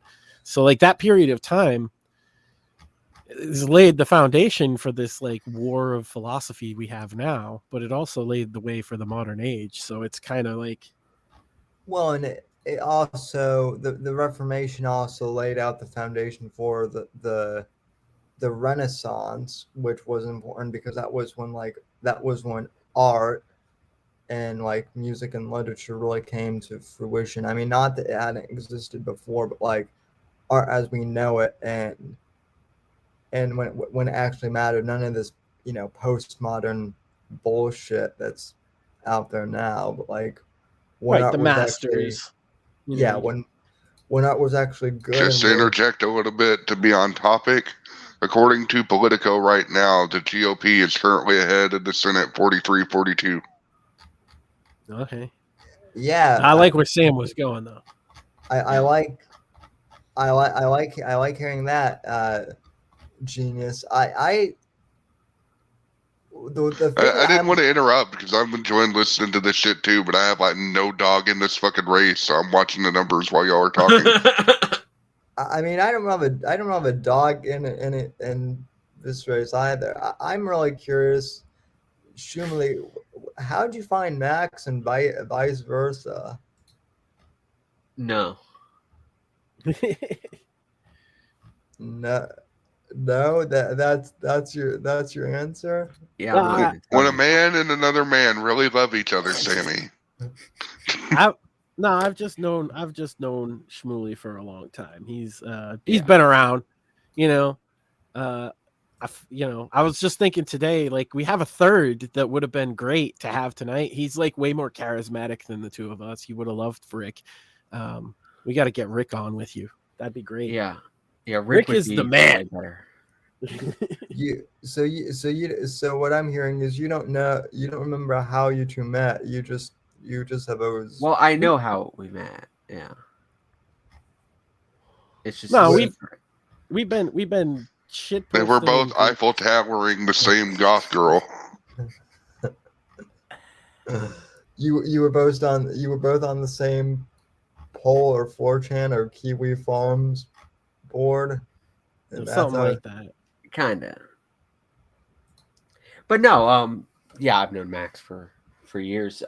Basically we're both into like Austrian economics to a degree. We were into like politics. He's been like paleoconservative at the time. I was really into Rothbard and these sort of ideas. Became interested in that stuff when I was like maybe 17 years old and sort of worked through it. So yeah. I mean, obviously, I have now my critiques of it, right? Well, at least you know who Rothbard is. I know most 30-year-olds I know are like who was JFK and Gotcha. To be kind of fair, right?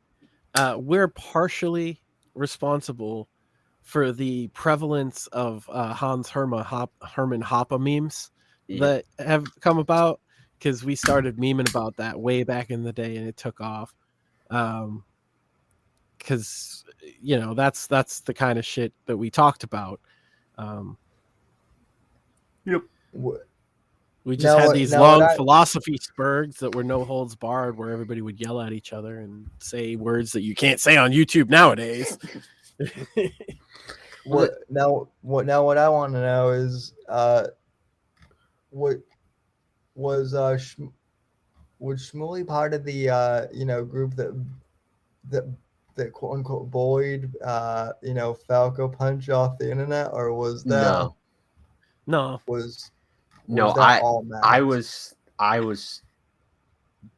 I was trolling and picking on Ian Freeman for that's true, for supporting pedophilia. Yeah. We were way ahead of the curve on that one. Nowadays everybody wants to call out pedo supporters, but I called that dude out in like 2014. Yeah. He just like, for anybody that doesn't know, Ian Freeman was a nationally syndicated radio host for Free Talk Live, which is like basically the biggest libertarian talk show. And they would have call-ins, and we would call in. And one of Ian Freeman's positions, he is an anarcho-capitalist, and he doesn't believe in the age of consent at all.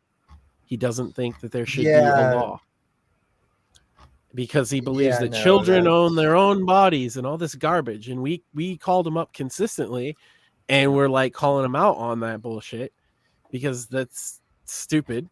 And it snowballed. A lot of other people picked up on it, and he ended up they're not nationally syndicated radio show anymore. They lost advertising because they had the same advertisers that do like Alex Jones, the Genesis Communications Network. So they're religious people, and they didn't find that particularly funny. But to be fair, they still have a show on Twitch, I think, and like they still do their show. I'm not gonna completely hate, but yeah, the dude, like, I called him out on that shit years and years ago because he was saying it on national radio. I didn't want him to get shut down either, by the way. I don't think censoring him was the right call. I challenged him on the air on his own program, and he still thinks he was right. Well, when you have a call, I'll say this. I'll say this. You were talking about how he doesn't believe in age and consent at all, which is a fucking absolutist, absurd fucking position to take. Yeah. Right, I have my qualms with age of consent because I know some fucking 30-year-olds that shouldn't be able to consent, but that's neither here nor there.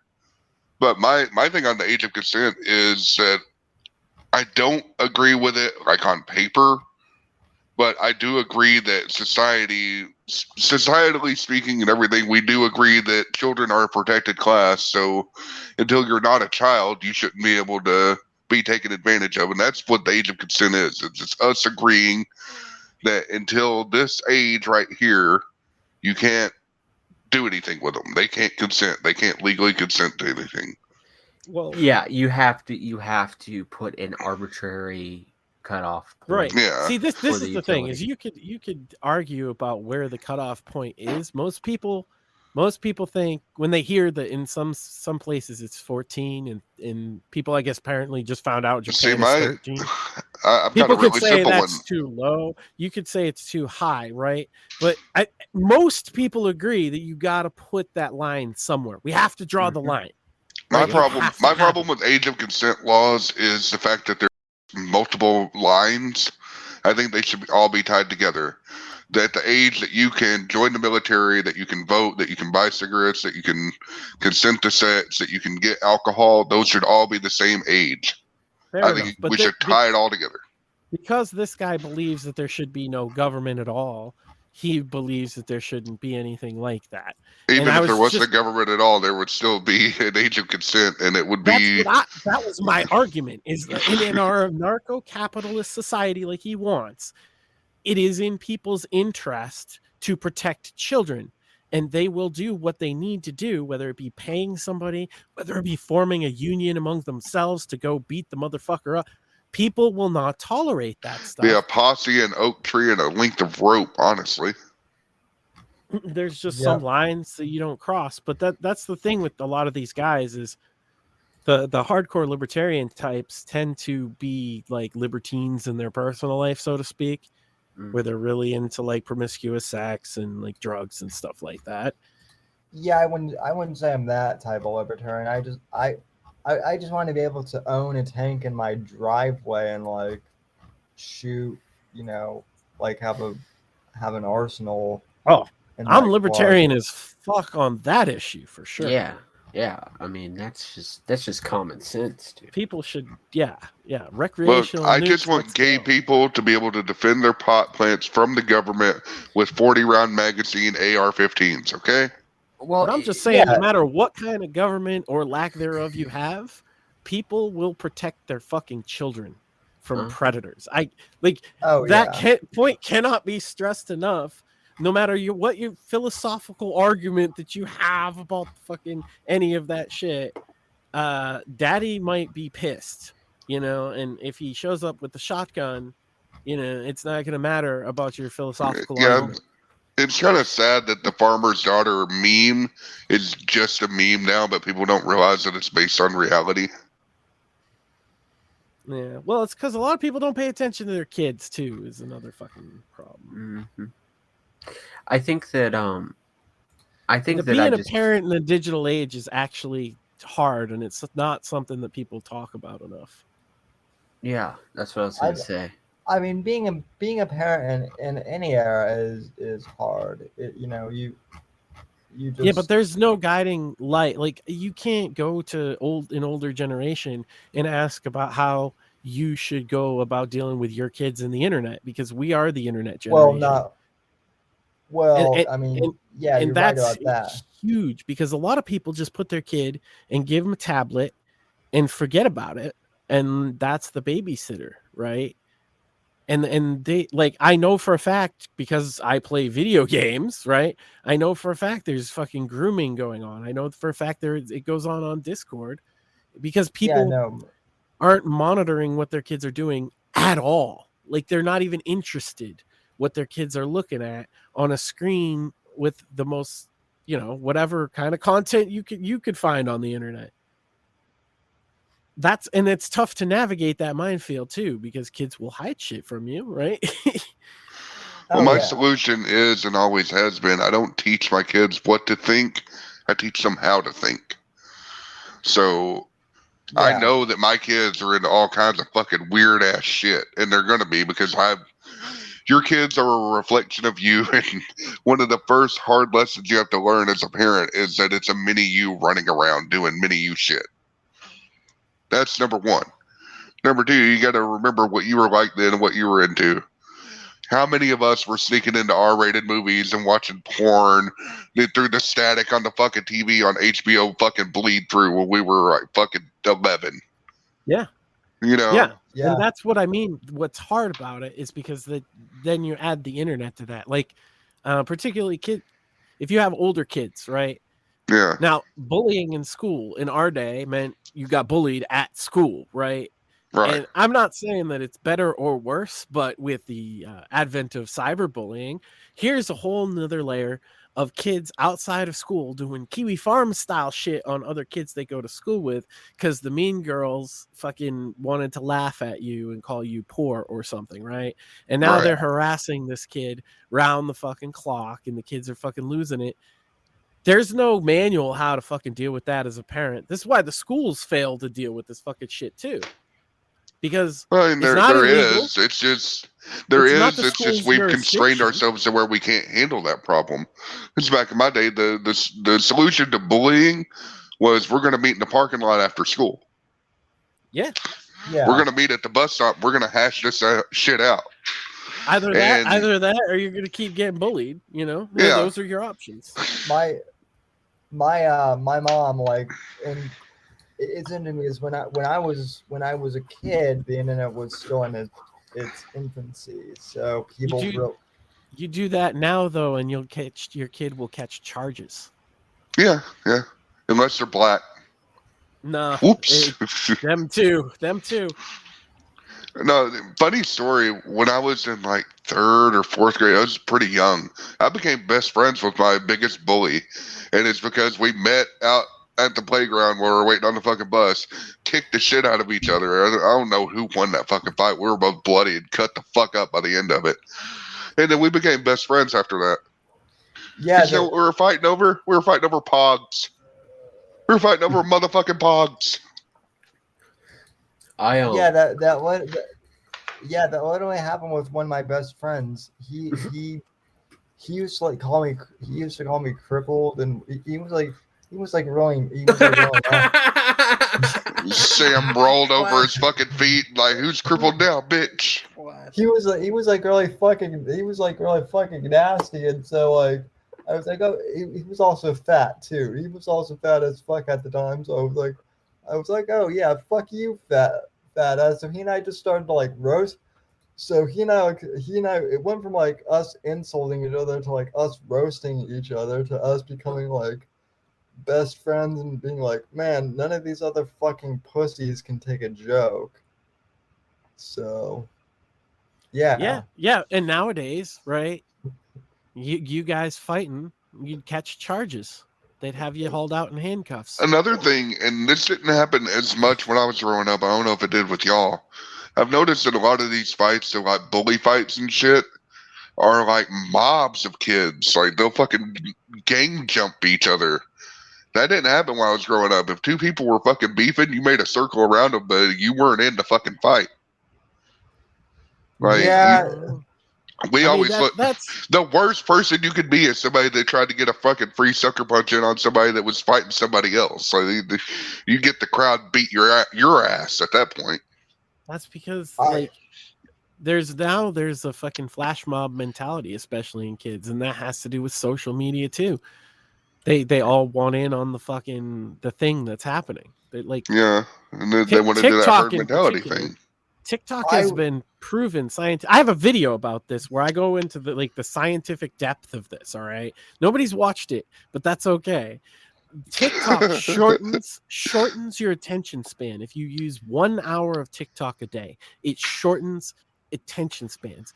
And kids use TikTok all fucking day, all the fucking time. And what is like the mentality that creates? It creates a fucking moment to moment impulsiveness. Yeah. It's that's nothing new actually. That's from the internet itself. It's because everything is so instantaneous on the internet. We have short attention spans. It was inevitable. It's not even that TikTok itself is necessarily the cause. It was just an inevitable outcome.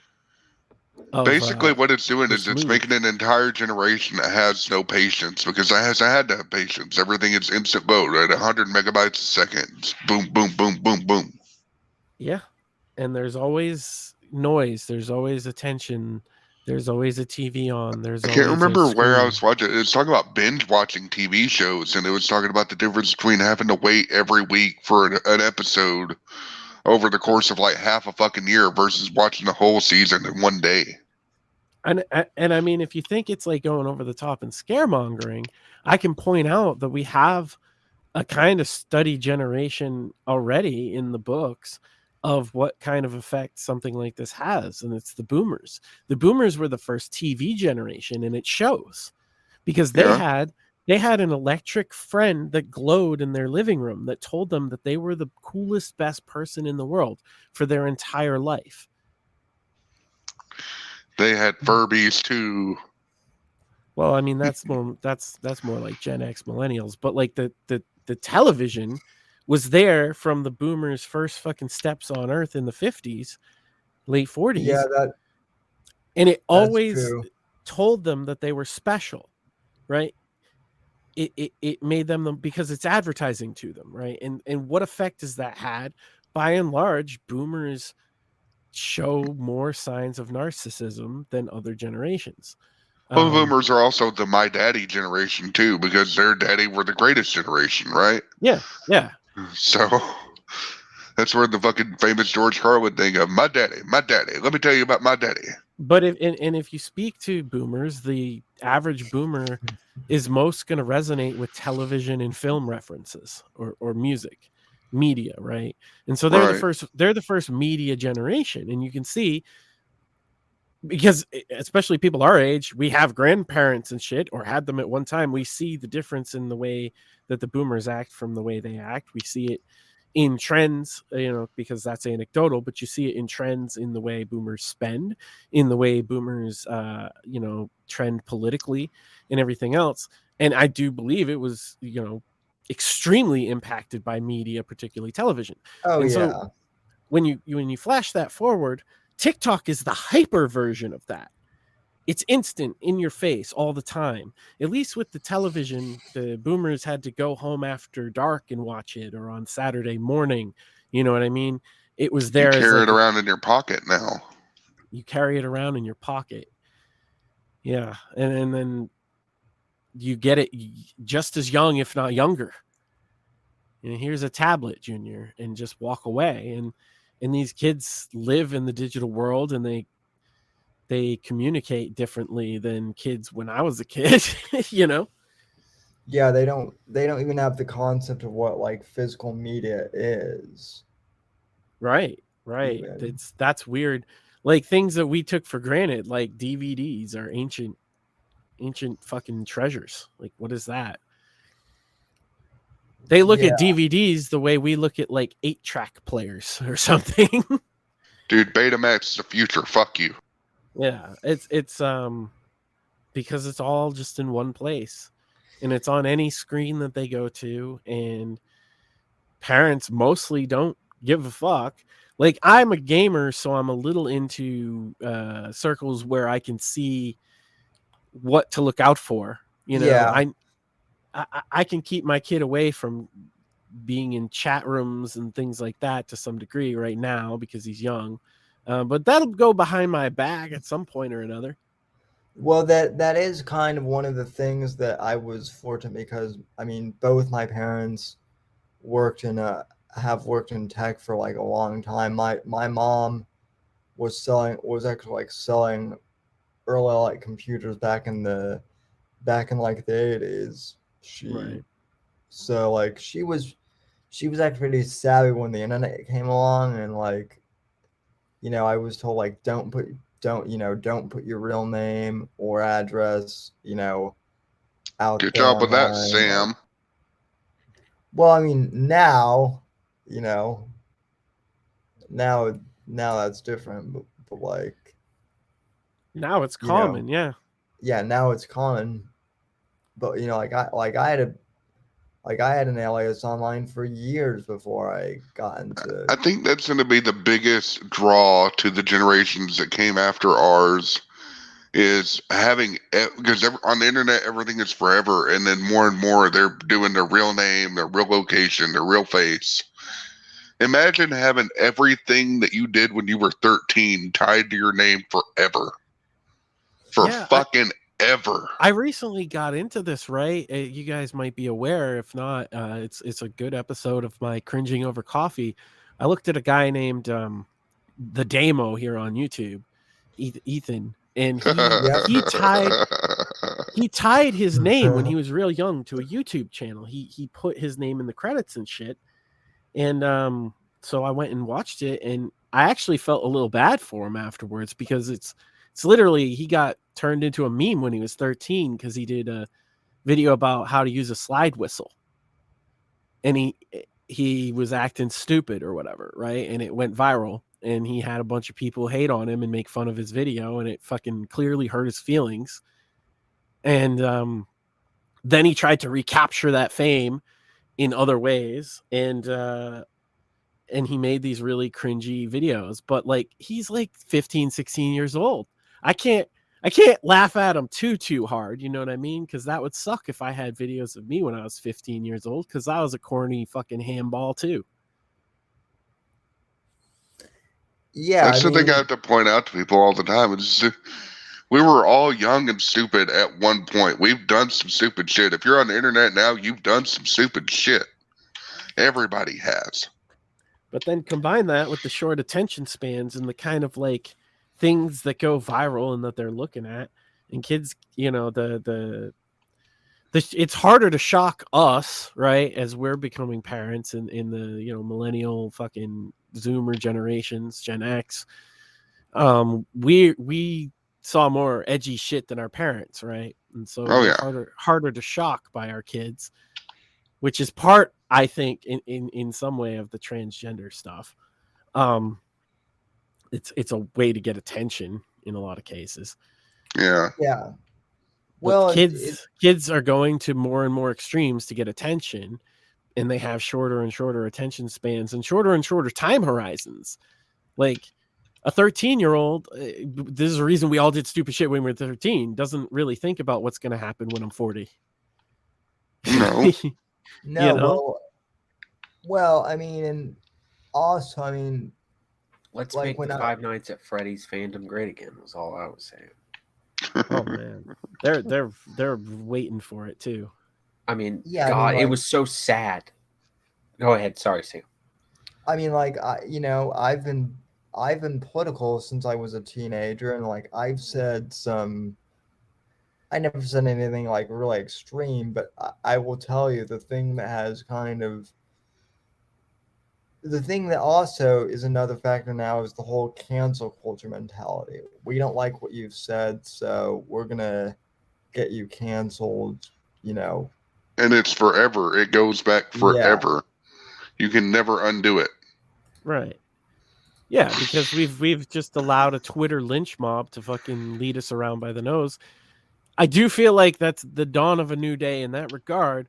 Whatever you think about Elon Musk, or if he'll live up to your dreams, hopes, expectations, the one thing you can say is he's fucking shook that beehive to its core in the last week. He's already lived up to my expectations. He's thrown it into absolute chaos, which is what I wanted. I just wanted it to be shaken up really, really good. So from here, whatever happens, you know, I'm a wait and see kind of guy. Yeah. But it'll be interesting because the impact on this is huge. And I think, you know, we talked about them blaming the Russians earlier. I've actually said earlier, I was talking to Smuley earlier before we came on. I actually think they're going to blame Elon Musk. If the Democrats lose heavily, they're going to blame it on the fact that he said to vote red right after he bought Twitter. 100%, he's going to be the devil. Well, I mean, here's the weird part. They might not be wrong. The fact that they lost their stronghold of Twitter right before midterms to where they couldn't really fucking manipulate the masses and shit could genuinely move the needle. I have some wild screenshots of trending Twitter this week. Let me tell you, the trending tab has been on fire. I know, I've seen some of it. Have you seen the blue tsunami one? Yeah. Yeah, no. It's definitely like not things that would have been trending pre Elon Musk. Hey, Anus, your favorite gamma is here. Apex, what Hello, up? fellas. How we doing? It's been pretty good. I have fucking missed you, man. I've missed your fucking sultry voice. It's nice to hear you too, buddy. You guys been doing a good. It's pretty. I've actually been listening at work, so good show so far, guys. Are you still at work, or they're keeping No, you no, no, away? Yeah, no, I'm home. Yeah, Yeah, I've no, gotten we're so just- used to using a microphone and headphones that anytime I've tried to do it on the phone, which is how I did it for like a year with you. The first like year was just yelling into my phone speakerphone. Fun I'm times. I'm used to the microphone now, and I prefer it. Yeah. Anyway, what are we But, looking at yeah, here? no- Oh, 45, 46, huh? Is that's a real time map there, Sammy?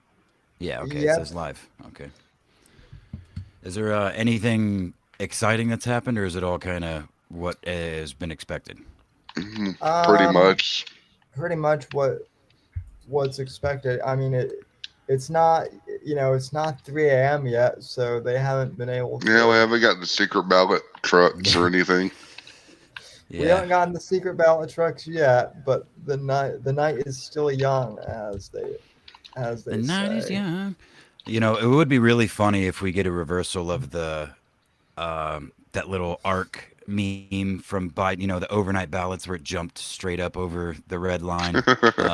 If we get the reverse of that, and Republicans are like, what?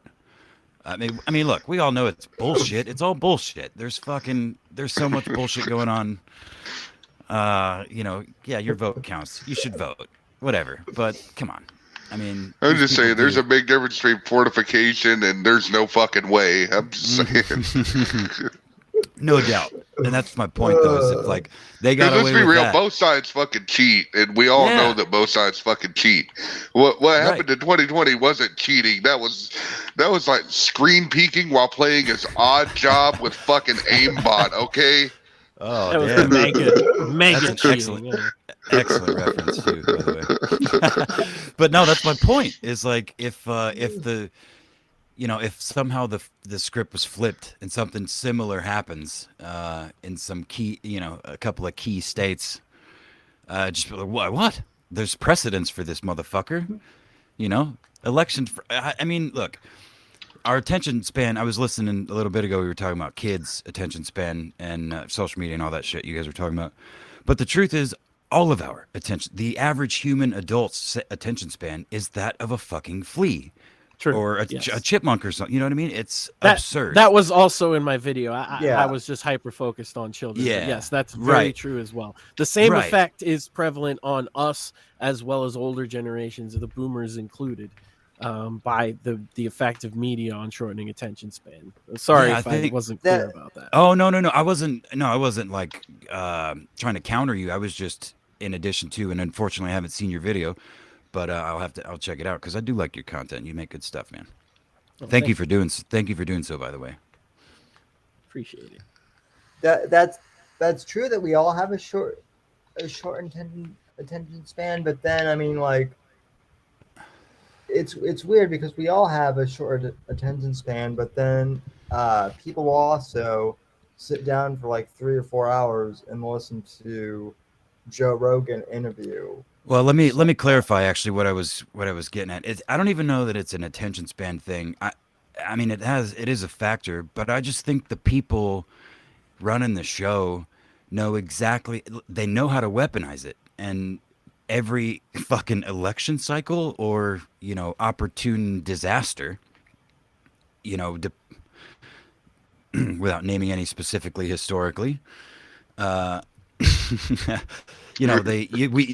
gaslighting kind of, you know what I mean? They lie. And all the experts, all the talking heads, all the professionals, the people that you've gotten good news from before, or good information that's been helpful. Now I know exactly what you're talking about. You're talking about weapons of mass destruction.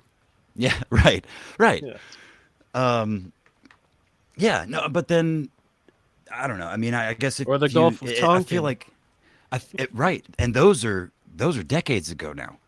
Yeah. Well, it's so- funny because it can apply to so many things, even though we all kind of knew which one you're talking about. But just think about how much better they've gotten behind the scenes at figuring out how this shit worked. Like we're just And worse. Yeah, right. In And more both directions. focused and more Because they- focused on specific goals, you know. They've become less competent, right? At the same time, that's a thing. Yeah. This is my take on the managerial elite, guys. I know, big think here, right? I Mhm. don't think like the people running the show, so to speak, sit down and talk about it. No.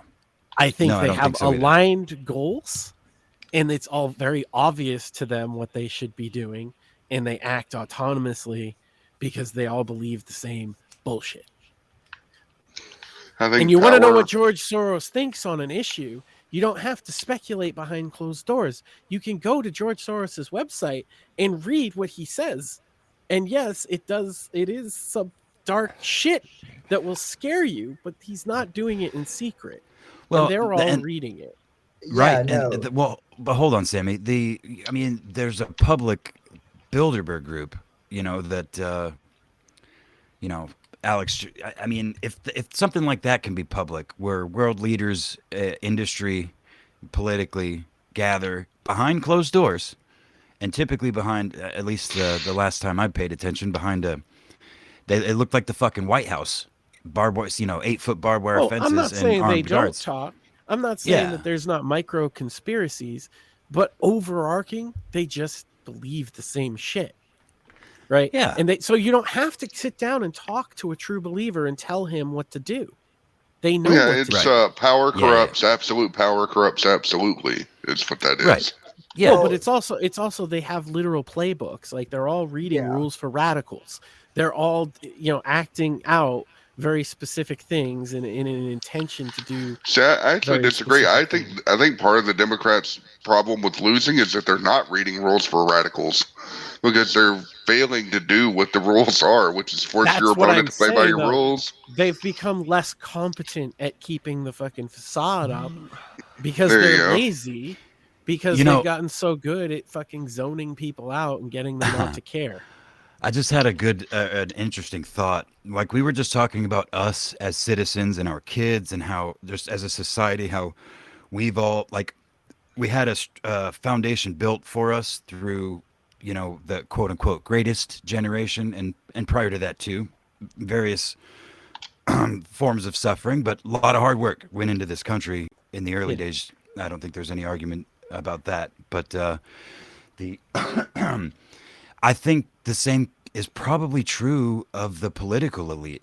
I think they're just as fucking dumb and lazy Yes. and unfocused as everybody else in this gen. And now, mind you, most of them are 1,000 years old at this point. But Have you read Tucker Carlson's book Ship of Fools? I have. I actually can't read, but Damn. It's on That's Audible and it's really good.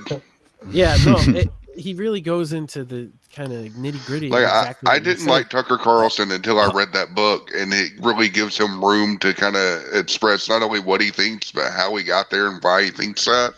Sure. That's a great fucking book. right Well, on.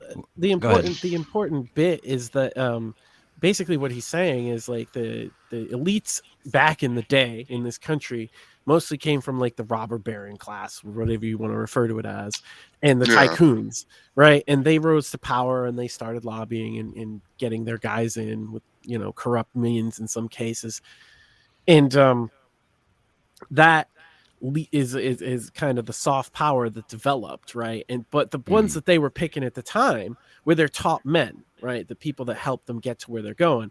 So if you're the Rockefeller or you're the fucking whatever, you're number one, number two guys, you're gonna get cushy positions for them. You're gonna take care of their families and shit like that. You're installing your own bureaucracy, essentially. Sure. And that's what all the the laws regarding monopoly were about. It was more about the trust, the breaking of trust between the people and the government, and all that with the corporation. Yeah, And, and I mean, this is nothing new, is my point. Yeah, and all I can do is think about the handful of like really rich kids that I knew Exactly. in high school, and how fucking retarded almost all of them were. Right. But so those top guys were great, right? They were, geniuses in their field and doing all these fucking cool things. And then their kids, were probably worked hard. Kind of 'cause they had to retarded. work. No, their Yeah. kids were fine. The kids isn't the one that gets you because they're the first generation. They grew up with a working parent, essentially, right? It's the rags to riches happens in the second generation. Right. And that's what we're dealing with, because it was like the robber barons, elite left behind a generation of stupid kids 2 generations later that are spoiled rich kids that have never had to fucking do a thing in their life and are supposed to get funneled into the system that's basically a gravy train, but you have to stamp a few things and kiss a few babies, right? But Right. It's otherwise it's a really cushy, easy. What you're job to saying is all these people are Billy Madison. Yes. Okay. That's literally it. And you know what? They're a much smaller sample size, but I think the same. I think it's safe to say the same can be said about the political quote unquote elite as of the general population. While most of us are dumbed down and with all these negative traits that come with the current time, I don't think it's obviously not all of us are.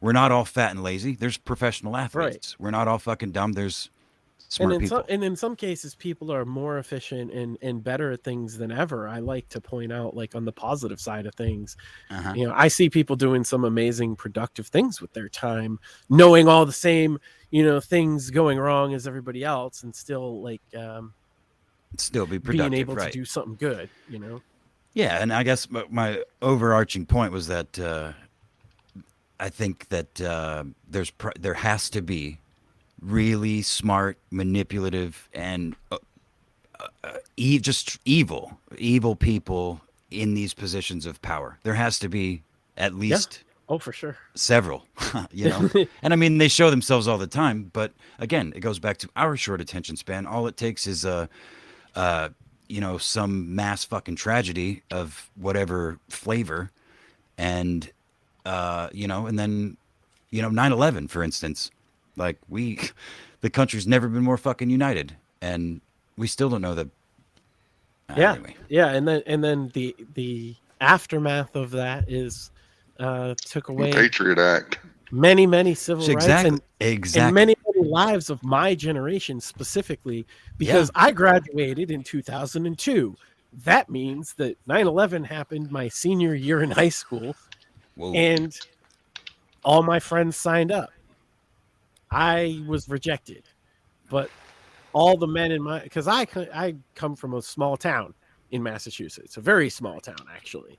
It's a farm town, and there weren't many of us, right? But it was patriotic and right wing, and I know, of course, it's Massachusetts. How could that be? But it's a little redneck town in Massachusetts. I was 3 years behind you, but even I felt that shit.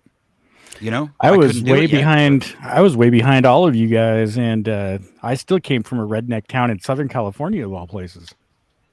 Yeah, see, they. Good evening, Mr. Vickers. How are you? There's rural places out there, aren't there? Is Mrs. Vickers on her mic yet? Yep, I'm here okay. too. So we're both Mrs. here. Vickers, good evening, both Good of you. evening. We're just chilling. Thank I'm going you to for turn my joining us. camera off for a Hi, second. Mom. Hi, Dad. Hi, GeniusAnus. I'm going to turn my camera off and eat, but I'll turn my mic off, and Mrs. Vickers will, join in. 'Cause she knows more about politics than I do. You know what? I've think we're all- conditioned Sam's audience for about a year. They love when you eat on mic. You got any Doritos, Mr. Vickers? You need some Doritos. The problem is if I just mute if I just turn off my camera and don't mute my microphone, it won't sound like food. You guys are going to what the fuck is that guy doing off camera? His wife's across the room. Is that chicken enchiladas or is that something else? I'm just trying to talk about Oh, that could be a politics fun here, game. people. What is Mr. Vickers? Oh, eating? Zeldin lost. Fuck. He's shoving his whole hand into an industrial-sized jar of mayonnaise. That's not exactly where I was going with that, but thanks. Yeah. So, Mrs. Vickers, do you have any predictions? Are you surprised by anything thus far? How you feeling? I'm a little disappointed in that I thought that some of the polling I was hoping was underrepresenting Republicans, but it doesn't look so much that way. I question who makes these decisions on polling and whether that may have been partially intentional to suppress Republican votes. I don't know. But That sounds like conspiracy to me. I know. What's, The older I get, the more I believe in conspiracy. I'm telling you, man. Sounds like business as usual to me. Yeah. what's going on in California on your end, by Yeah, well, fortunately, we live in a purple area, but near some very red areas, like where our shop is. Yeah. So at least, I have some local hope, very local, because of course the state, Right. is a lost cause, unfortunately, at this point. I'm even though I believe more in conspiracies, I still am somewhat optimistic that California might be salvageable, but I don't think it's anytime soon. How bad Is- would you say inflation is over there? Because it's obviously regional to a degree. Oh shit! Yeah, the gas Yeah, give prices us some numbers. the gas prices are, I think, where it shows the most. I mean, we've I bet. paid over $7 a gallon many times in the But- last year. Yeah. Yeah. But gas is the lowest it's been since July. I'm Joe Biden.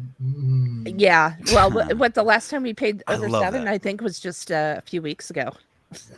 Yeah, I love the gaslighting recently with the gas prices are lower than they've been since right after I took office. The gaslighting. That's Yeah. You know, Sam has said that quote twice tonight. The gas prices are the lowest they've been since July. Who was president in He July? said- It must have been another guy. He specifically said that gas was $5 when he took office, and everybody knows that's bullshit. That is a straight up lie. Like that Yeah. is the definition of gaslighting. It was At just a least, flat out lie. except for you guys. At least if we're talking about this way, can we call it gaslighting? Just so we get it right. No, it's literal Gaslighting squared. gaslight squared, yeah. And of I course, just like choked on my fucking the easiest water. fact check ever, it was like $2.35 the day he Yeah. took office. Obviously, Yeah, I think I'd seen it was like 238 or something, but Yeah. very, very close to that. and Yeah. it's It got under $2 up in Northwest Indiana. my during favorite Not Joe here in Biden gaffe California. of the week, though. Yeah. Did you guys catch this? That he said he's going to shut down all the coal plants yesterday. Yep. Oh, goody. Oh, And yeah. no more drilling. The day before the midterm, Joe's just going And for the broke, press- baby. And the press secretary is like, "Oh, I mean, it was loud, and I mean, he might have said something different." It's like fucking shit. It's on Yeah, tape, yeah, yeah. lady. That's it's- been the really weird thing too, and Tim Pool has pointed this out a lot. How the press secretary will come out and say, "Actually, that's not what's going to happen," but the president just said it. Yeah, but Yeah. actually, that's not what's going to happen. Who's fucking in charge here? Right. I think And- it's mostly Dr. Joe Biden who's in charge. Right.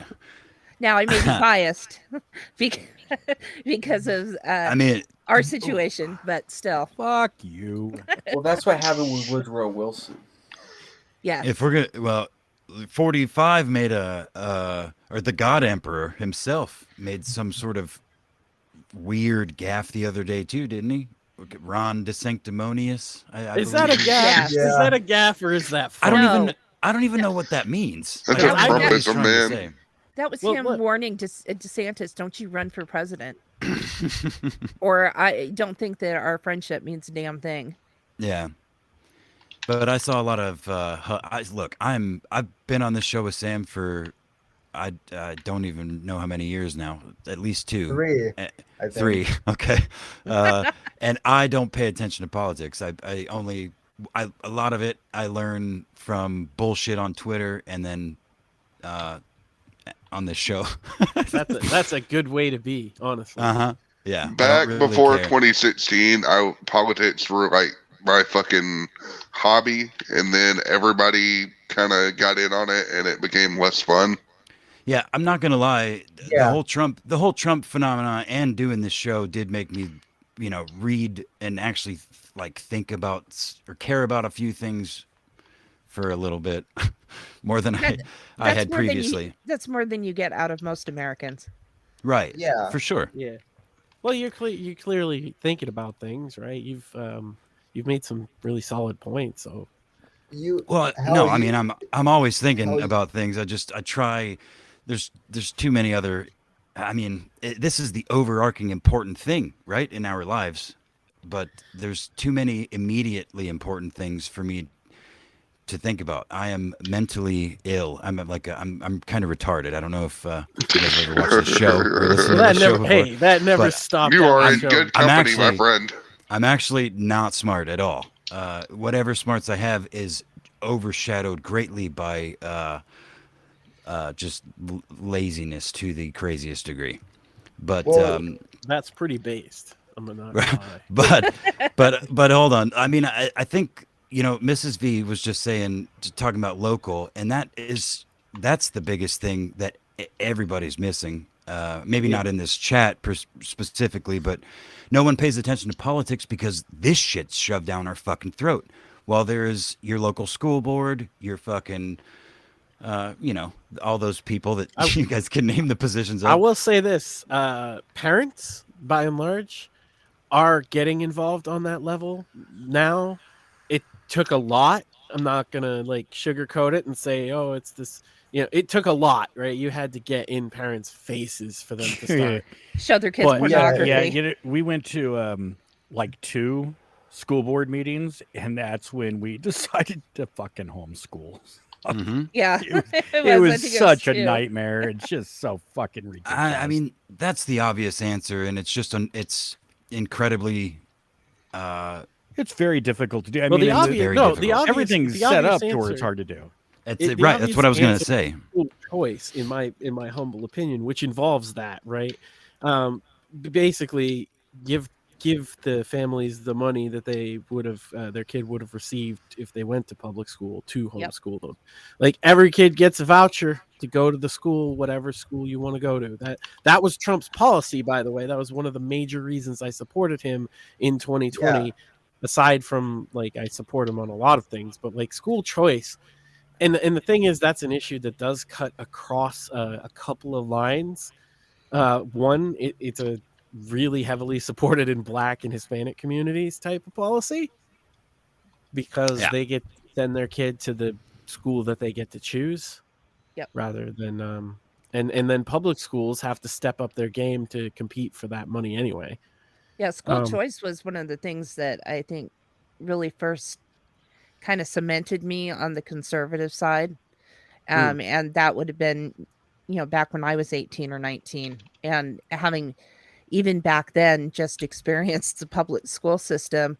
I was looking around and seeing all these schools that had, programs and classes and opportunities and things that we didn't have. I didn't go to a bad high school, but Right. it was kind of average. And but just to see all these things that I would have killed for, just really got me thinking about, well, why isn't there a competition? I got a thinker for you. Who wants to hear a story before I go back to my chicken enchiladas? Let's go. Okay. I'm gonna Here's get my my story. pillow real quick. What? I'm gonna get my pillow real quick. Hang on. Fuck you. Anyway, all right. So when we really made the decision that we're going to stop this public school shit and go homeschool was when my now 14-year-old was in kindergarten and first grade. Right. Ari went our second. What was his last fucking year of school before we went to homeschool? Who? William. He would have been third grade. Fuck! I doxed his name. No, I'm not. We're good. We're okay. It's been doxed before. Anyway, the point is he's in like the second or third year of school, right? And he had, when he was younger, man, he'd get allergy seasons, and especially when he started school, he'd catch everybody's colds, and he'd get super, super sick for like a day or two. and then he'd just get better. But 2 days later, he'd get sick again. Yeah, healthy kid now. But it got to the point he was missing a lot of school, and so they got to call this fucking meeting. And and I understand for them, it's the bureaucracy, right? The state's forcing them to call us in so that they can have this discussion that he is missing too much school, even though he's sick, right? Do you want us to bring him to school when he's sick? Oh, absolutely not. He needs to be home if he's sick. Okay. So basically I led in with this meeting with, look, you guys, I understand we got to have this meeting. And so if we can just all agree that the point of this meeting is ridiculous and we're just going through the motions, we're all on the same page, right? And we can sit and have the meeting. And one of the teachers, who was actually Faith's first kindergarten teacher, he had known me at that point for a long time, goes, yeah, we get it. It's nonsense. But the other teacher, who I think was our oldest son's kindergarten teacher, she just, nope. She was like, no, we can't say that. Here's the thing is, it's important to be at school because, there's school spirit and blah, blah, blah. Okay, but you just said he needs to be home if he's sick. Well, he does. Okay. And when it got to the point where she was saying, well, what you need to do is bring your sick kid to school just long enough for him to get roll for 15 minutes. For 15 minutes and then take him home. That's when I said, go fuck yourself. Because it was simply a matter of they needed to check the box so that they could get paid for him having quote unquote attendance for that day. If you take a kid to school, at least in this area, and then take them out after the roll's called, it still shows that the kid was there, regardless of whether the resources were used for anything or not. You know what that's called? That's called lazy. Yeah. Well, not for me. I had to fucking take my sick kid to not school. for you.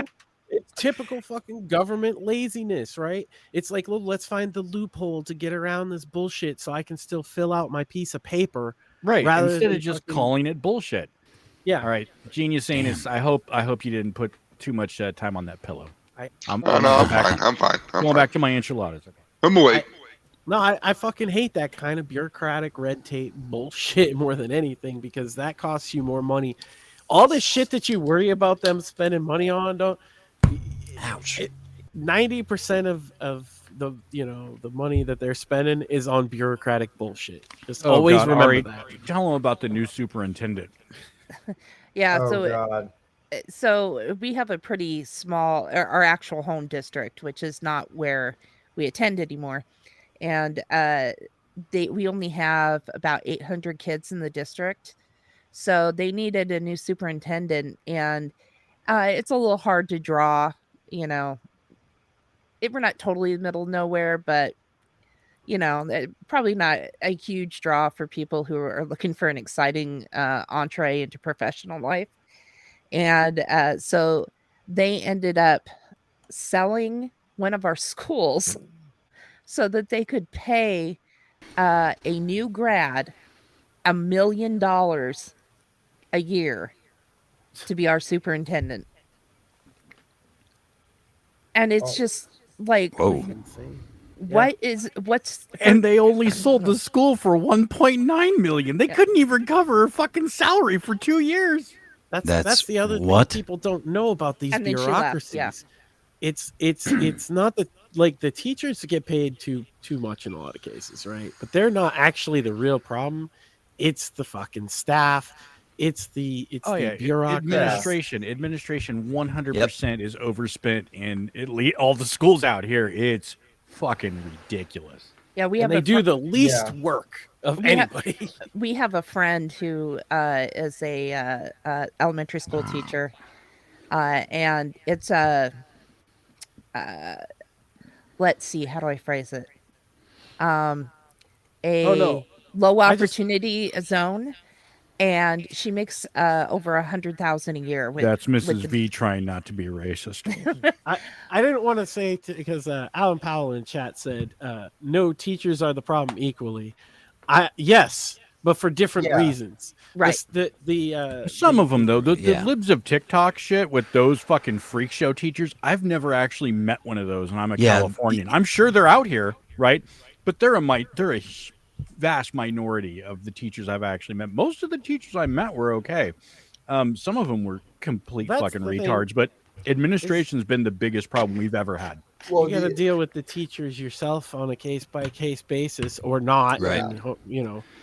Yeah, teachers are just like anybody else, man. You can't just throw them all into a group. Sorry, go ahead. Overall, there is a leftist bent to teachers. Don't get me wrong, around here anyway. But like, the other they're not problem pushing that kind of shit. The other problem is too with education. There are two factors. There are teachers, but there are also teachers unions, which are heavily, left wing, and always have been. Yeah. But then there's also like McGraw-Hill and like all these like, textbook like education companies that like Did you say Negro Hill?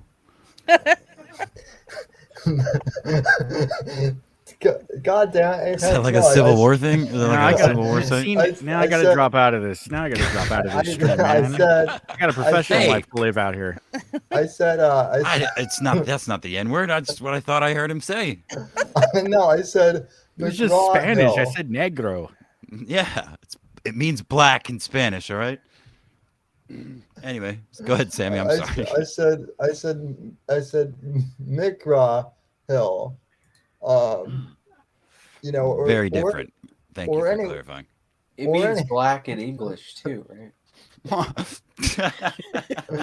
Well, I think so. Apex, you and I just automatically hear racist things on the internet, even when they're not racist, because of our side of the internet. But no, Sam, I'm just doing what I've been doing for 3 years and just derailing the fuck out of whatever you're saying or whatever the conversation is. Go ahead. I'm sorry. But no, what I was gonna say though is a lot of it is the teachers unions and the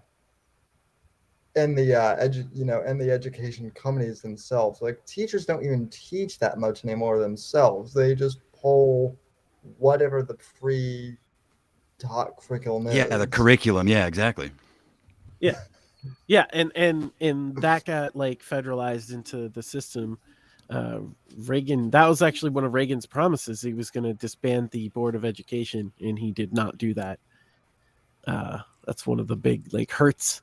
If you care about education, like these things matter. And then now that I have a kid, I double care, right? Because I look at the state of education in this country, and okay, you can say the answer is to homeschool your kids, but you have to remember that everybody else's kids are going to those public schools, and so it does affect your life. Yeah, and not everybody can homeschool. I mean, right? Yeah. We've got the most ideal situation probably possible, and I mean, it's one of the reasons why we were on so much later into the stream was because I'm still trying to finish all the paperwork and everything else that has to be done for the meeting tomorrow. Because I told her Sam was going to be really sad if she had to go to bed and couldn't join us. She's like, I'll do it. I guilted her for you, Sammy. I am curious though. Like, does the state have like regulations and whatnot for homeschool? Oh my God! Because did you just ask if California had regulations? If the state, or if like every state has different, because that's more close to the answer. Every state has them, though. Yes. If every state, because I mean, kind of the general the general misconception about like homeschoolers is that if you homeschool your kid, you can basically teach them whatever the fuck you want to, and like which is not true at all. That is not. Well, you have to teach them. I mean, the big thing that we're up doing today is cross-referencing work samples and writing up a report for the supervising teacher so that we can just like, it's basically we're checking in with our kids to make sure they're not retarded for this meeting. Like, you still know how to do shit, right? I guess so, Dad. Okay, good. And they still take the state standardized tests. Yeah. And sure. Yeah. Well, let me. Go ahead, Sam. Which those the state standardized tests, those are a fucking waste of time if you want to know my opinion. Those Well, do it's also absolutely a nothing for testing us. if Of they're course they retarded, are, basically. but like, so we've been talking about the bureaucracy being the problem a lot because I'm here and that's what I like to talk about, right? And the thing about standardized tests is that's the grease that makes the bureaucracy run. You see, Yep. these career bureaucrats, they need to get into a position that's as easy as possible for as much money as possible, where people will ask as little questions as possible. Mm-hmm. And that's one of their hidey holes that you just mentioned. They like to get into that position and then they can use it to grease the wheels so that they keep their position and have a nice chummy little process going on and not have to do any actual work or anything of value.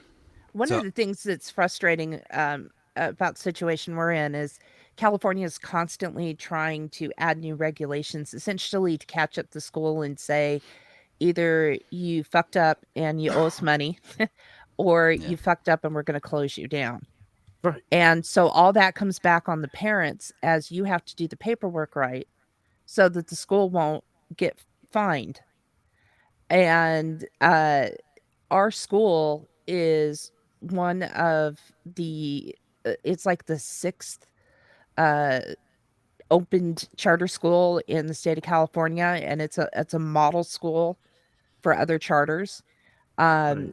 And yet it doesn't matter. The state of California is still Yeah, they desperate still to get shut us down. every year. They get fucked with.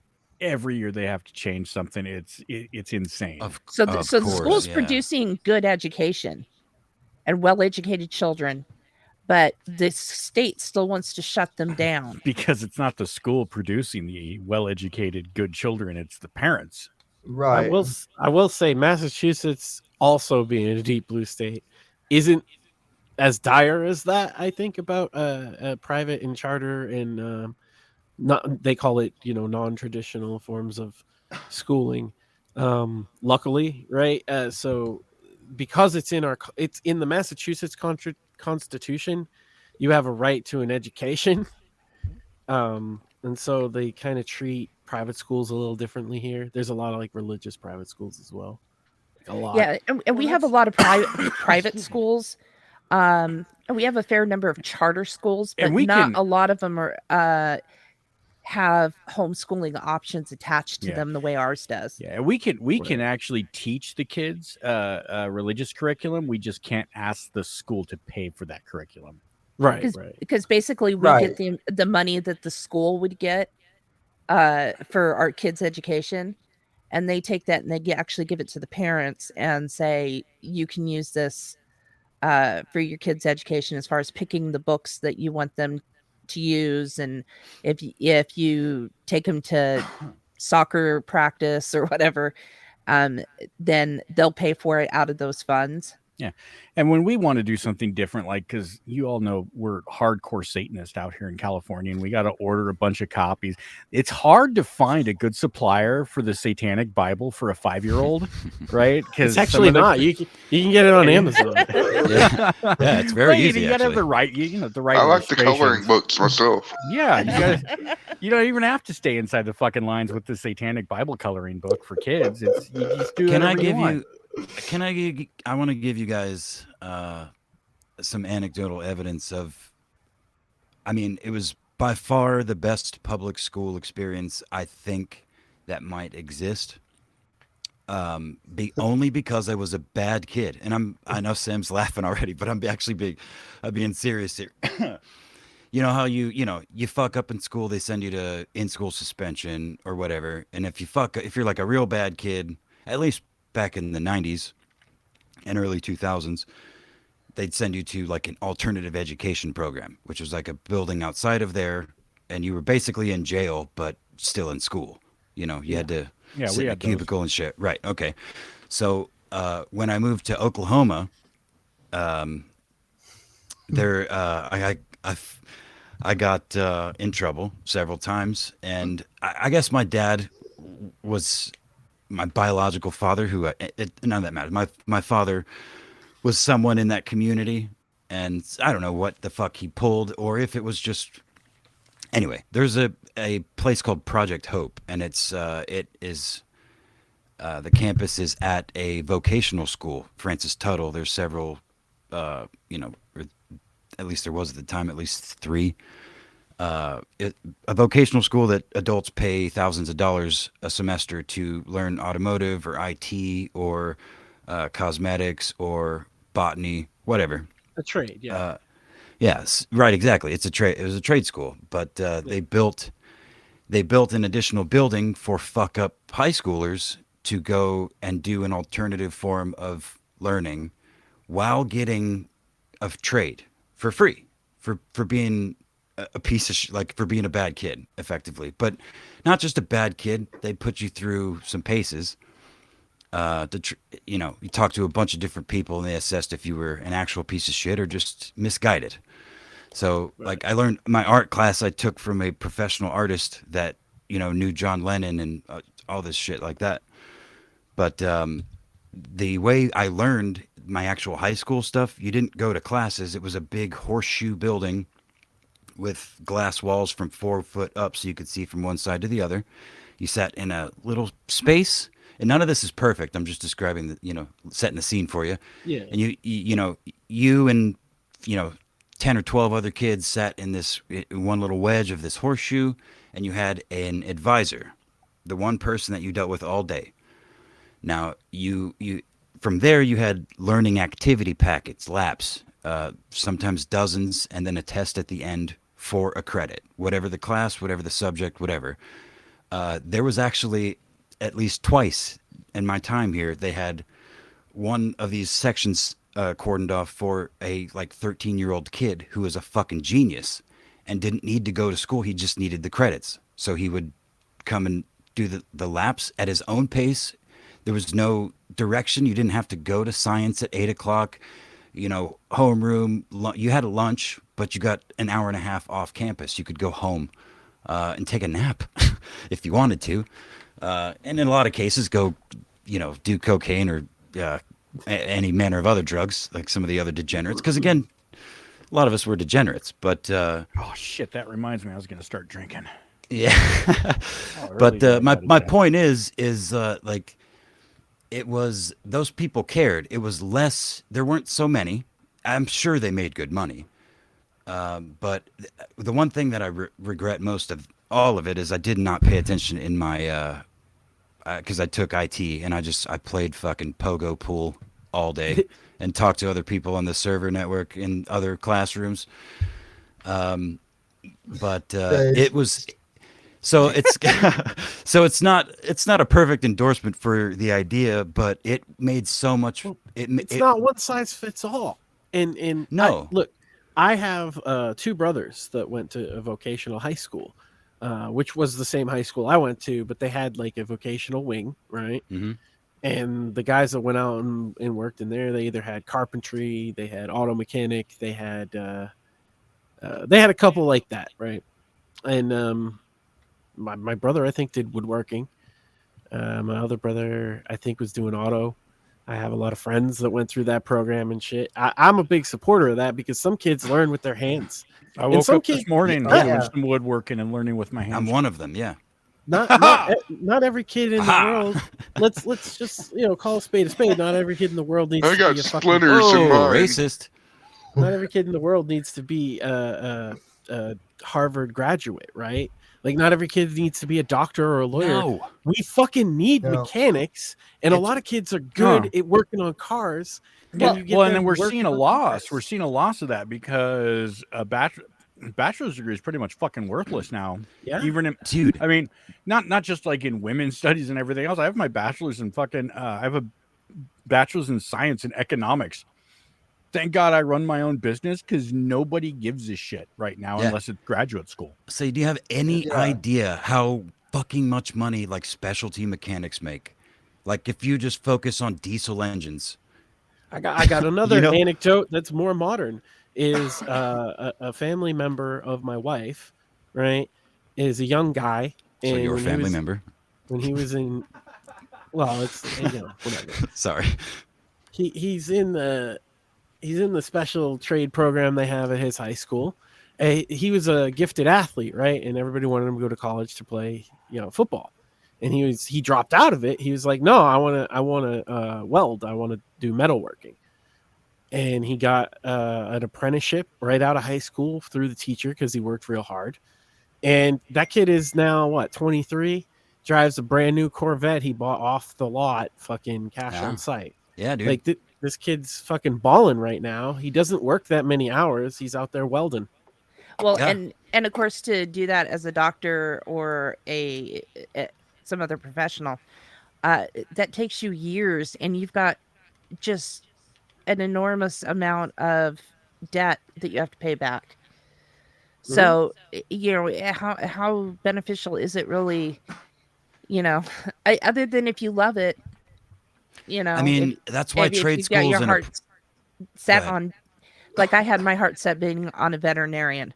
I would have done that even if even having to pay 100,000 plus in student loans, and it would be probably 15 years before I made $100,000 a year. I still would have Sure. done it because I loved it. But that's not why a lot of kids go to college or why they choose their majors or They anything don't even else. go to college with an idea of what they want to do. Nope. Exactly. Yeah. Yeah. This but- is the biggest waste of time of it all if you think about it.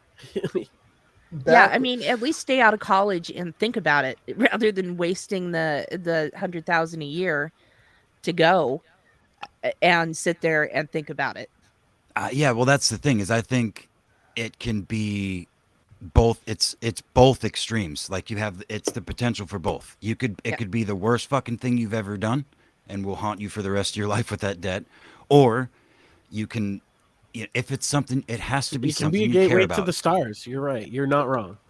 It has to be something you care about, man, and that goes for just about anything in life. Yeah. Like if you want to be successful, you need to care. But if you love welding, then my problem is I don't think that society should be looking down on you because your love is welding and you don't want to go to college and be a veterinarian. Look, man, Yeah. I don't think most of this country does look down on. That's the truth. They don't. They It's don't. the elite. It's the fucking Yeah. Twitter check marks that look down on And blue perhaps collar you Californians, maybe a little bit. Too to some much, degree. yeah.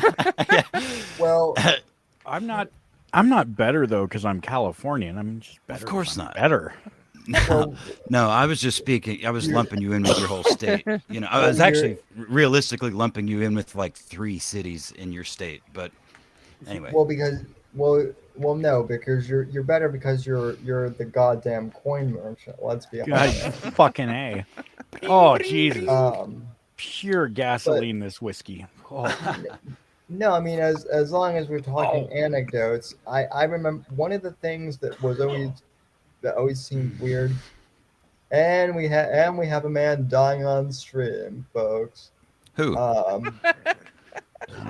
guess Vickers can't hold his whiskey. I gotta get it in before I can hold it. Oh Jesus!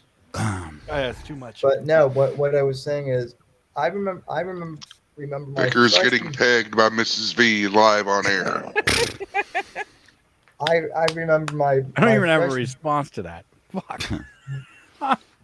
I'm sorry, Sam. Go ahead. Yeah, But- just let Sammy keep mumbling. Fucking genius, and he just gave me a fucking visual that I did not like. Yeah, he'll do that. But anyway, my freshman year of high school, I remember freshman orientation. They told us you need to start thinking out where you want to go to college and what you want to major in on day 1 of my freshman year of high school, and I'm like, I just got here like 5 minutes ago, and you're already telling me I need to think about college. Give me some fucking time. But that's like high school counselors are worthless. Agreed. Damn. Yeah, they don't. Damn. Now, I'm getting nostalgic as fuck for Project Hope, man. I'm sitting here remembering my art teacher. Damn, he was cool as fuck. Anyway. Yeah, no, we're talking about they're- school counselors, of course. Yeah, they're the same as the rest of them, if not worse. In probably a lot of cases. Yeah. They may be the best though. They may be the best among the group, the one that care. But if they do, they won't last long. Well, because the when Aria, bureaucracy will what, eat what them was alive. what was the position of that one lady Oh. you made cry over the faith incident? that was the counselor at her junior high. But was she a counselor? Was shit. she a counselor though? Yeah. Or because I thought her technical title was something like conflict resolution supervisor. Well, that was when she applied to herself, but she was a counselor. Oh, okay. So, gosh, she was a fucking idiot. Yeah, there was a girl that was throwing rocks at Faith's head, and None of them hit. That's not what happened, people. and no, there are other problems involved. But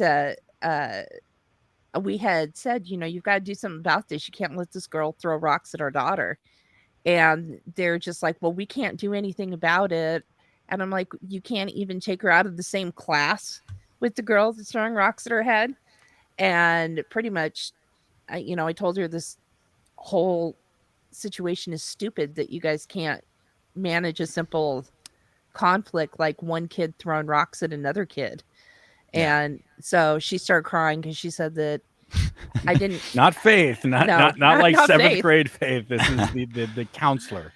Because I didn't appreciate her enough and didn't say thank you enough. Jesus Christ. Oh God. I couldn't even believe what I was hearing on the other end of the phone. I'm on speaker. I'm trying not to laugh. It's in the probably background. performative, though. You know what I mean? It's I don't even believe half of these people. It didn't work. Yeah. It had the opposite effect. It's not though.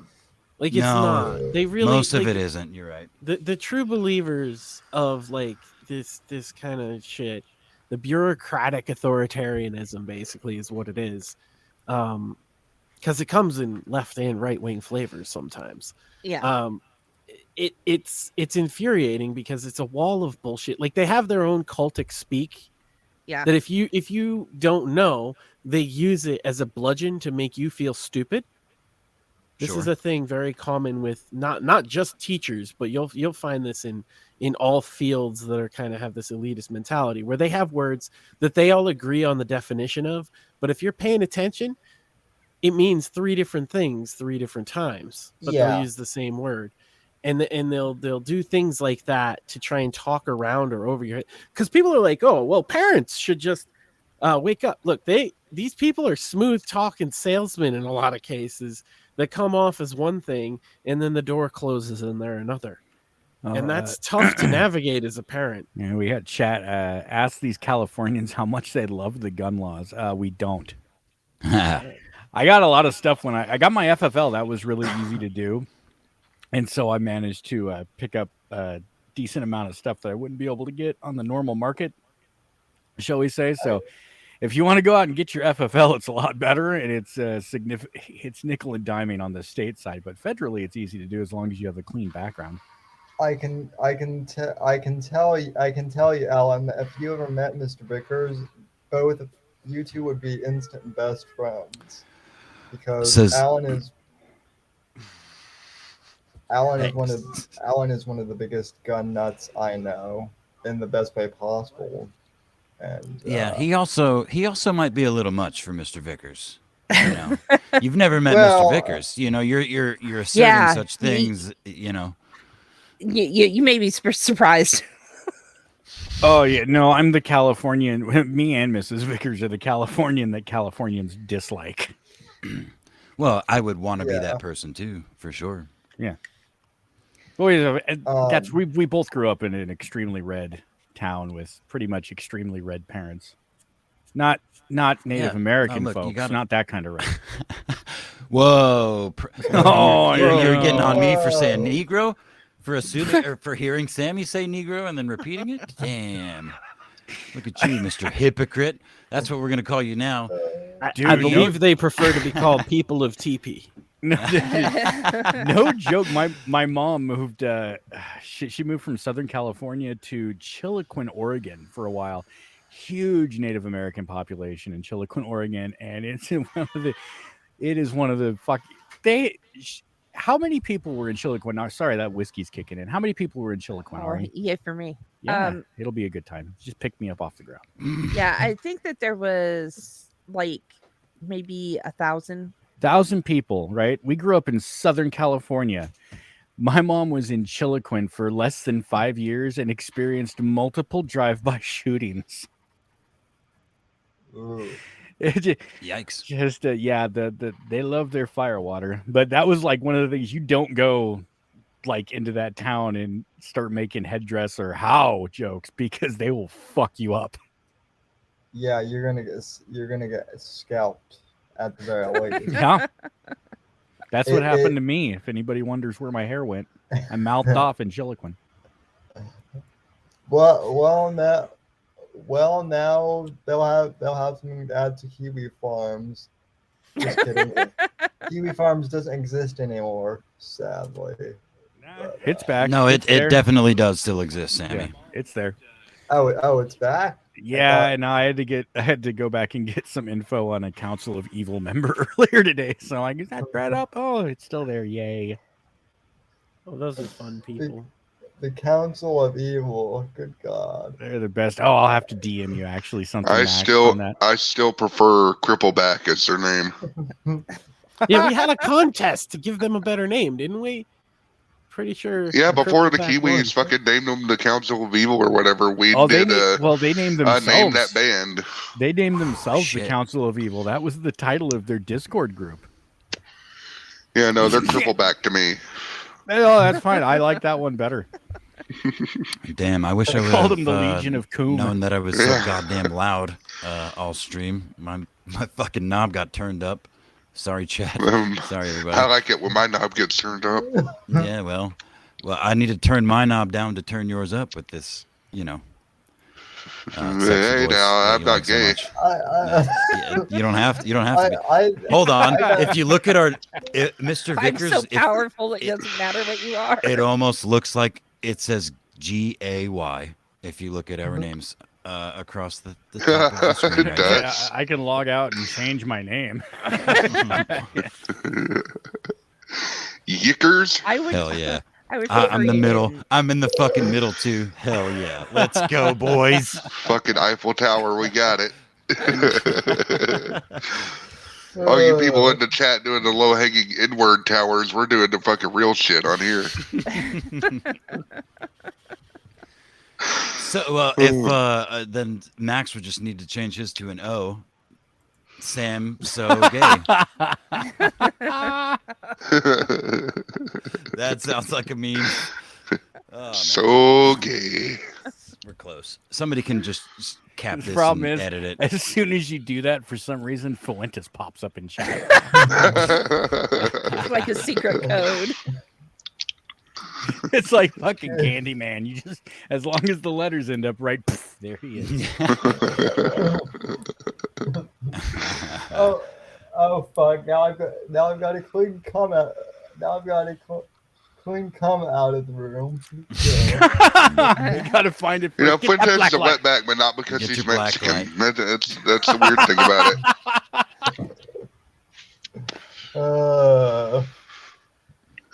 I don't know what it says about me that this doesn't bother me more. He's heard so Look, much worse. I would say normalization and a chill vibe. Look, back shots aren't gay when you do it with your bros, okay? Fucking the Mexican leader of the child white race fucking told me that. Did Damn, you I ever should've- go on one time about if it's not meant for procreation, it's not technical sex. The fucking massive cope. The fucking That's massive insane. cope coming out of that guy. Look, man, it's just friction. I watch a lot of Friday Night Tights, and one of their clips they have is fucking Law and Order of this big buff black football player going, "I'm not gay. Oh, yeah. I have sex with men, Yes. relationships with women." And I see looks at him. He's like, "I got news for you. That means you're gay." Yeah. Oh! He's like, And I think of that said- every time I think of Fuentes. Every time I see, look, man, we know you on the down low. It was called on the down low.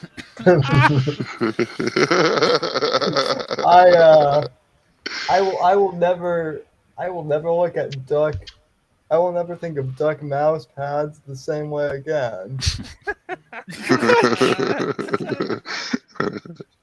Somebody needs to do a deep fake of the Mexican dude off of fucking John Wick 2, duck ass. It makes all the difference.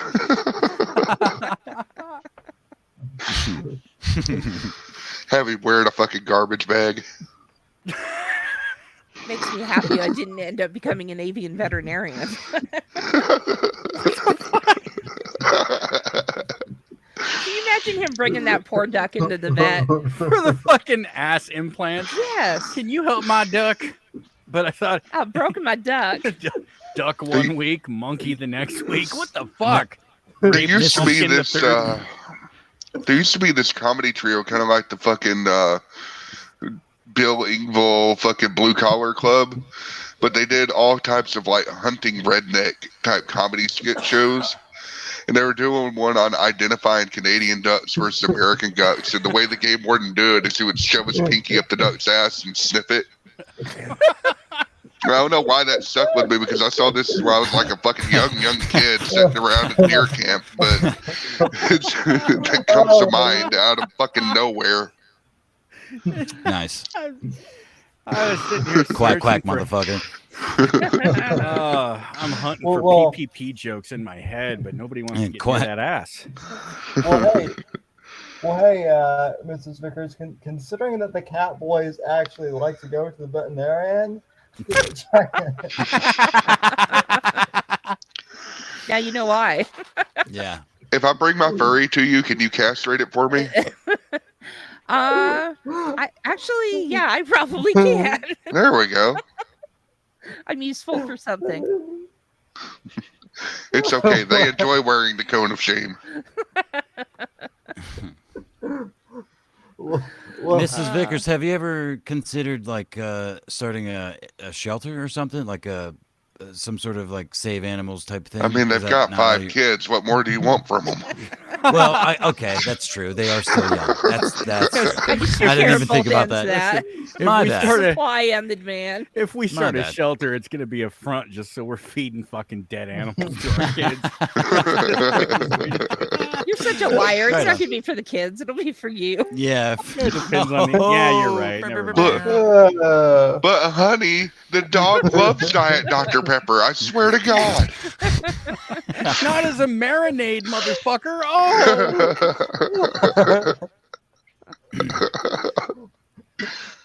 No, Okay. actually, we had a pseudo rescue going with cats when I was in high school. So yeah, Right. Well, okay. I've yeah, been down that that's road. that's what I meant was, I mean, you love animals, it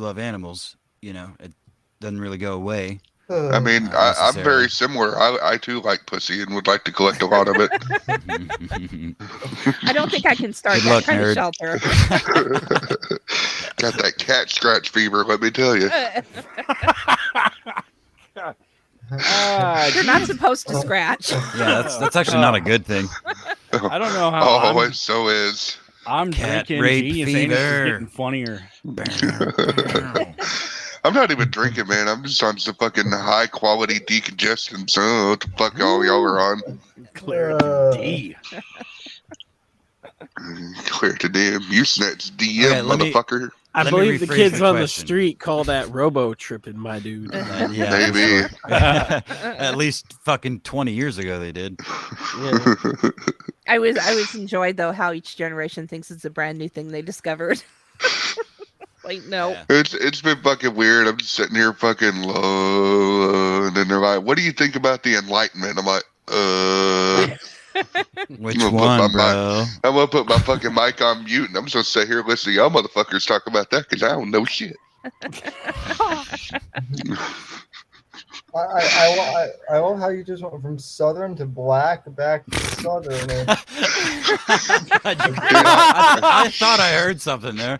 Again. I told you my fucking accent sticks out even among my home stomping ground, and it's because I'm a fucking chameleon, man. Well, I mean, I'm weird no matter where I go.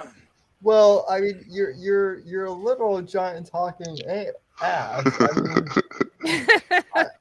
I mean, just the Everybody just visual- stands in awe, wondering why this Yeah, yeah. ass is talking. He's a South Park character, yeah. I mean, most people are just wondering how me and Matt should be on the same stream at the same time but have different voices. It's fucking weird. I keep forgetting about that every time. We found GeniusAnus. He's this guy. That guy has a different name, dude.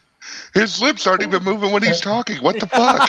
That's right. You guys are on the stream at the same time. What they don't realize is Matt has to do a handstand for me to talk. Okay, we are the same person. It's just he's sitting on me most of the time. Fucking bastard. Well, I can assure everybody Matt's not that talented. Yeah, I tried to do a handstand once, and it fell over promptly. And I'm like, did I get it? And they're like, you got up like 25% of the way, you fat motherfucker. All right. And that was when we were dating. I was just saying, I think I've seen that video. You bounced. That wasn't. I wish that was. Well, listen. In a fight between Steven Seagal and Mr. Vickers, Mr. Vickers would win mainly. Hold on. If Steven's who's editing this fight? Because if Steven Seagal and his Russian friends are he's gonna break Mr. Vickers. Look, Steven Seagal is trying to walk the stupid path of peace. Okay. Yeah. What year, Steven Seagal? Because I'm not hold sure on. about this. 2023. Steven Seagal will quick slap Sammy out of his wheelchair, sit down, and then take Mr. Vickers out with like some crazy edit of like a up kick and a karate chop. And then dude, I'm just saying the best Diet Dr. Pepper commercial ever. Picture it. There's a fucking, it's Sicily, 1812, and there's a fucking cooler with one Diet Dr. Pepper in it, and you see two hands go in to grab it, and then it pulls out, and it's Vickers and Steven Seagal, and then it's just like kung fu fighting. Yeah, no, if I'm in withdrawals, I win. No, just fat old guys karateing each other, like kicking and blocking, but the kicks don't get there. 3.5 seconds until they fall down. No. Hold on. I'm just huffing and puffing. Oh god! I don't think you guys would make contact. And they're fucking rolling around in the background fighting, and the dude with the ass for a face comes up, grabs the Diet Dr. Pepper, and pours it down the drain. No. I'm literally suggesting, guys. Imagine a side view. That view, zoom out side like a Mortal Kombat view, and Steven Seagal starts punching and kicking, but like the kicks don't get like above knee level, and Vickers is still like blocking them like a karate character, but also like a fat old man, so not even like a good block, you know? Hey, throwing his arm. No, but look, more effective. Bald old man. Jesus. Get him on there. Look, all I'm saying is if you do a quarter forward roll with a high punch, old man will yell at cloud. You guys, seriously though, fat, old, bald with a tiny dick. Let's get them all right. Let's get it all out there. Hold on. Let's. Your special power is child abuse. Combat-esque. Look, I'm not saying anything about Mr. Vickers' manhood, but all 5 of the kids were confirmed conceived by Mrs. Vickers standing on her head with a turkey baster, okay? That's how it had to be done. I can't compete with a fucking turkey baster. I don't know why. I'm into science. I wanted to see if it would work. And then she had to see it 4 more times. Have a riot. Everybody knows you have to be able to replicate data for it to be valid. But listen, I get pissed off though about the child abuse things because, of course, how the fuck how do you insane. keep them in line if you don't just punch them right in their little baby faces? Yeah, you know, everybody always told me that if you shake it more than twice, you're playing with it. But if I hadn't listened to that, I'd still have my firstborn. How early do you start? You treat puppies and babies the same. So like. You flick them in the little Adam's apple when they're crying too much or talking back, and then when they get older, it doesn't work on the girls though. You punch them in the throat. Then they can't. They have a hard time breathing, and then they can't talk at least for a minute, and then they'll think about it the next time. And then I always rinse and repeat. I always enjoyed playing peekaboo with the babies. You know, I'd be eating a pregnant chick out, and the baby licked me back though, and that shit pisses me off. Oh Jesus! All right, GeniusAnus wins. You know, it's funny though because that comes up all the time on the baby community boards. Look at baby boards. This is Mrs. Vickers like got early training, and this is the only reason I was able to translate half of the shit that I read on Kiwi Farms when I like first started reading all the abhorrent shit is because Mrs. Vickers read baby boards for fucking ever. Yeah, she's like, the vet, man. She's the OG. What is this TLDR? Too long. Don't read. Move on, motherfucker. I'm like, okay. Damn, Mrs. Vickers exposed as an old fag. Oh, Live on the Ye olde Whitfield some- report. Yeah. Yeah. No. It was funny though because in the early days, like when we were first, when we had the flight back, I gotta be careful not to talk about he who must not be named. We had the flight back from the East Coast when Faith had wrongly decided to stay, and so he's like, this guy can't be 45. He's like using all this terminology that we only use, and I like my response post was like, do you guys really think that it's that complicated? You're special with the language, because it's not. Well, I was telling Anus the other night when he came on the show that Mr. Vickers is like the John Wick of this world because he's like Come like on. Okay, hang on. Wait, time out. No, Get ready for legendary Time bad out. takes. Let I'm just gonna say this. Apex left me alone with this motherfucker, and we carried a show for 4 fucking hours, and this was like hour 3:45. Okay, continue. Go ahead. So the my point in saying that is Mr. Vickers is like the old dog assassin that like everyone underestimates, right? but in reality he can still kick everybody's ass. And GeniusAnus is John Leguizamo's character or whatever. Aurelia. John Wickwazimo, is that what you said? John Leguizamo. John Wickwazamo. Yeah, whatever. He's talking about Aurelio. I'm the guy's like fucking fixed your damn car. I actually still have it somewhere. GeniusAnus's original post on Kiwi Farm where I'm like, I got to get to know this guy. I can't find it though, but it was something about I'm gonna take so and so, he who must not be named, to the old school, and I'm the fucking headmaster. Oh yeah, that was the first fucking post I read. I'm like, this guy's awesome. He's like one of the 3 guys rooting for me amongst the trash. Man, there's some embarrassing fucking photos that could come out for our early relationship. We were fucking cringy nerds online. I'm telling you. Yeah. Our DMs were like 80% fucking movie references. It was fucking great. I can translate for that, but I can't control it. Oh god, I still have a folder in here called GeniusAnus Investigation. Dude, those really were the fucking good old days. Like I had no idea what the fuck I'd stepped into, and I was just fucking there. See, the thing that people don't realize when they come into this from both sides of or any side of anything involving the Vickers family and the surrounding people is the Vickers specifically have a firm. I was just talking about foundations earlier. They have a very solid one, both financially and otherwise. Familially, the one It does seem that way in my dealings with them. Yeah.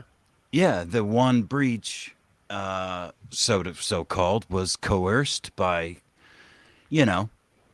somebody, some, things. I guess we'll call it. Look, I'm not.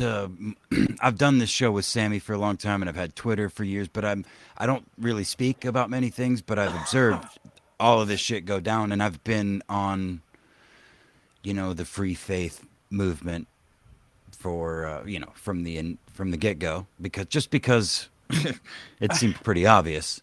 And Faith Ralph got a job. Faith got a job today. Sorry, I coughed there.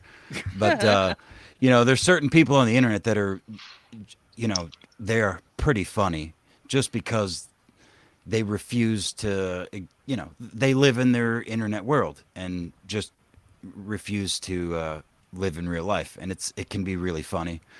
But when it impacts other people in ways it has some other people, let's say you guys, hypothetically. Look, I'm trying to adhere here, but Well, I ahead. I can pull you out of the fire on this one. So Hypothetically, metaphorically, what is the symbology of what you just said? well, I've hold on. seen it- Please, Max. Thank you. I've seen it happen with a lot of these funny people on the internet, like you say, right?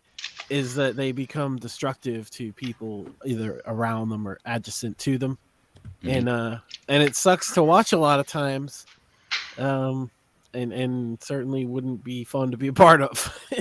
Right. Well, and the truth of the matter is most of the adjacent family and people do not do what the Vickers have done. You know what I mean? Like there's never I don't know. Chris Chan's parents didn't really stand. I mean, they told him, Oh, right. Of course, Chris that's Chan's mom took a different approach. right. Well, she was. Good, she Nature didn't have a versus choice. nurture. Yeah, Look, she just laid down and Yeah, she had no. I don't think she had much say in that ordeal. Share the was more ta- I was horizontal talking about take on the the bullying. XY. I would argue there are many such cases, but I don't know of them. I just don't think that most people don't do what you guys have done. And I've even asked you folks in the past, you folks, like your black people in the 30s. motherfucker. No, I asked you guys when you had me on your show, if I thought your life would be better if you hadn't, gone down this path. And I've mulled that over multiple times throughout this saga. And I mean, I respect the fuck out of what you guys have done. I wouldn't dare say what I would have done in your position because I don't know. But I think, the more evidence I know and the more I know the parties personally, as much as I can without meeting you personally, or in person rather, I think, you guys seem righteous enough, significantly more so than most on the internet. I mean, in regards to this whole saga. I'm kind of stoned. That's okay. I'm kind of drunk, so we're almost even. I would have to respectfully disagree in the fact that not a lot of families, not with you being stoned. I totally agree with that. But when you say that not a lot of families do what they did, they do. It's not in this way. Not in the what internet. I meant. Yeah, not on the Right. internet. That's what We're I. not That's used what to I this mean. happening on the internet. Normally, this shit what I mean. happens on like some gravel road somewhere in the middle of fuck all nowhere. Being public about it and confronting the issue head on is definitely a unique. That's my point. Approach. Yeah, that's my point. Yeah. Yeah, like because everybody will confront a teacher for doing something bad or a bully parent or a bully kid. I mean, maybe not whatever. You know what I mean? Like they'll confront the more closely. It's a dime a dozen situation. The weirdness is the on specific the internet and Yeah. to this to the personal levels that some of it is gone. The weirdness of it boils down exclusively to like the specific area of the internet that it's taking place in. But as a parent, you're always going, like, your job is to run into the fire for your kids. It doesn't matter if that fire is the school building or the internet or the Kiwi Farms. And I think just the point where people kind of find it weird is that we're not used to it happening in this corner of the internet because, let's face it, this corner of the internet has a lot of fucking degenerate fucks in it. I mean, yeah, that's pretty much what it's built on. Let's be fair. Yeah, and the That's the uniqueness of the corners. fact that she was, I know legally she was an adult, but I mean, come on, we've all been 18. We weren't really adults. And look, how many people have like Ethan? Fuck. Ethan Hatchett. Just say Ethan Hatchett. Ethan Hatchett. Dymo. God damn it. There's no shortage of shitty Ethans, though. No. Ethan Klein. Yeah. Ethan Look. Klein. Look. So, hold on. Pause. I was talking about. I had a different thought. There's never really been a situation where an internet personality, super famous in his little niche genre, that, to be fair, was pretty popular. There's several of them. Let's say, fuck, that has done anything so degenerate, or if it had, parents of said victim, let's say, would just, they don't care to confront it. They just want to make it go away, and make them, whatever. I'm not really sure what I'm trying to say at this point, other than it's, No, well, I feel like there's a lot of good and bad in both. And it's interesting. It's definitely, I don't know, it's honorable for sure to see out of you guys. I don't know. And I think a lot of the so-called, because what's funny is all the shit I get. Well, Mrs. V over there hardly ever gets shit. I don't know if she's just charmed or what, but definitely the huge criticism that I keep seeing. I see still to this day. We got some messages today on Chud Buds like, "What are you doing?" It's the you're embarrassing your family and you're bringing the thing out to light. And it's like, well, it's already there. And I don't know if it's a generational thing or what it is, but the whole I gotta run and hide because I'm embarrassed about something that happened. I'll never understand, because it's literally it's the only thing that gives me absolute power over the other party in question.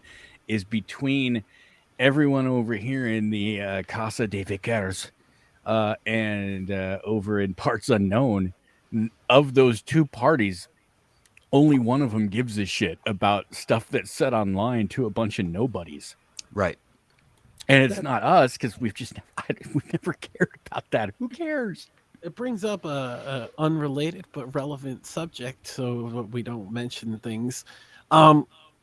It's Johnny Fox. You guys all know Johnny Fox. I have an update on Johnny Fox today. Oh, I'm gonna turn my mic down so I can hear it. So speaking of just kind of falling off, Johnny Fox decided he was gonna retire from writing books, which he retired from. Oh, I'm sorry. One YouTube. moment for Mrs. Vickers. Johnny Fox is also Falco Punch 64. Yeah, Falco Punch. Yeah. And so I decided, because I had bullied him pretty hard, right? I decided I was going to leave him the fuck alone and see what happened. And I did. And so he decided he was going to be a famous Twitch streamer. And in Johnny Fox tradition, he was getting 2 or 3 viewers a day or whatever, because he made himself a VTuber. That's a YouTube empire, man. Wait, he made a VTuber? He's a VTuber now? Is that what you said? Yeah. He made an avatar in The Sims with blue hair. It looks ridiculous. I'll send you a picture after. I'll go look for it. When your VTuber looks ridiculous, it's time to recap. And of course he's got that voice that he sounds like. I can't get it out of my head ever since I thought of it. He sounds like a Muppet character. Yeah, he sounds like a black guy pretending to be a white guy, like a nerd black. Like a nerd, thuggy black. Like that's what I've always thought. Like he sounds like a black guy, and he's always had a white. Maybe it's just his white person. That dude that he always posts as his, or he used to post as his avatar. The same 4 pictures of some random guy with long hair. Yeah. No, it was him. It was actually him, but it's filtered so many times to be not recognizable as a person. And 15 years ago, probably. Yeah. That's okay, because again, he's not legally recognized as a person. No, I've showed he face cammed for years, and I showed some of those clips in my documentary I made about him. And the thing is the guy's just kind of a goof. He's worried about me logging him. Oh my god, because he doesn't want to be other people who won't be named. But he's funny in a different way. But the big thing about Johnny is he's a scam artist. Right. He's a bad one, but he is one. Yeah, really bad at it. Yeah. And so he's getting his 2 or 3 viewers. He did a post today on his website, and he's like, I'm quitting Twitch because I can't subsist off 2 or 3 viewers. And it's just no shit. Yeah. This is another time of an example of Johnny left to his own devices completely. I didn't bother him at all this whole time. No messages or anything, right? I didn't do shows about him. I haven't been doing shows. I've been busy with real life shit because I'm a dad and I do this as a fucking hobby for some strange reason. And It's fun, man. Come on. Yeah, that's the only reason that I'm still here for the most part is I enjoy it. Yeah, I Yeah, have to yeah. tell you guys, it kind of is the male version of the baby boards. So sure, yeah, no. It's fun, right? I mean, like No, and I that's used the only to, reason I I'm used to here. effort post on fucking forums and shit too. So it's the same kind of Yeah. thing. And I love dunking on fucking. I like finding really weird avant-garde internet people, and Johnny's just one of them, right? Like he's one of many that I find that they don't really have a following, and nobody's like. There's the big ones. There's your Chris Chans. There's your Cyrax and people that have a following. But the people I follow tend not to Interesting. have any of that. Like Dave Grady's my favorite. I always talk about him because I've been messing with this guy for like 10 years. It's great. Interesting that you're on one of those avant-garde little YouTubers here tonight with little Sammy here, who interviewed the hyper Jew Ben Shapiro. But but Sammy's not a schizo. Sammy, I can't fuck with Sammy. I'm No. crippled, but I'm not. It's I'm not exactly. a schizo. Yeah, He's crippled, exactly. but I he's like been Sammy. doing. Yeah, who doesn't like Sammy? He's a good boy. Yeah. My point is, he's definitely. Look, he might falls be a into that- tard, but he's our tard. God damn it! No, like he's physically retarded, and maybe, perhaps a little mentally as well, but not as much as his co-host of the last 3 years. Let's just say that. One of my great passions is Fucking shit posting. Akaba. Fucking shooting the shit. Oh yeah. Oh shoot! I'll be right back, guys. I Oh, Alan Powell, don't name your kid Ethan. True. I know, but it's a funny story. So our oldest boy, he's already been talked. His first name anyway. Our oldest boy is named Ethan. We have a Oh. cat. I bet you I know his last name. We have a cat named Ralph. That's not a joke. Okay. But so there's Ethan Vickers, right? There's that other one that we won't talk about, and then there's Ethan Hatchett. And so one day, like our Ethan was late from school for something, and our second son, 14, was waiting around, and Ethan Hatchett at some point had started a separate Twitter account pretending to be William Vickers. yeah. We dealt No, with that for. So the 14-year-old, when our Ethan's running late, just goes, "Why is everybody named Ethan in my life got to be a pain in my ass?" I'm like, I understand. It's all right. He's an introspective little guy. He's not that little anymore, but still. Mr. Hatchet, as I like to call him. Mr. Hatchet was another one of my avant-garde ones, and I stumbled onto by his old videos. I did say I have a tinge of empathy for him because he was young and they're so fucking cringe, and he put his real name on them. But at the same time, it's some of the most like avant-garde, like funny for all the reasons he wouldn't want it to be funny kind of bullshit I've ever seen. He tries to do the anti-comedy thing, and it's just funny because it's so bad. It's really phenomenal. Him with that fucking It's where fleshlight the cringe will meets the never funny. not be fucking funny.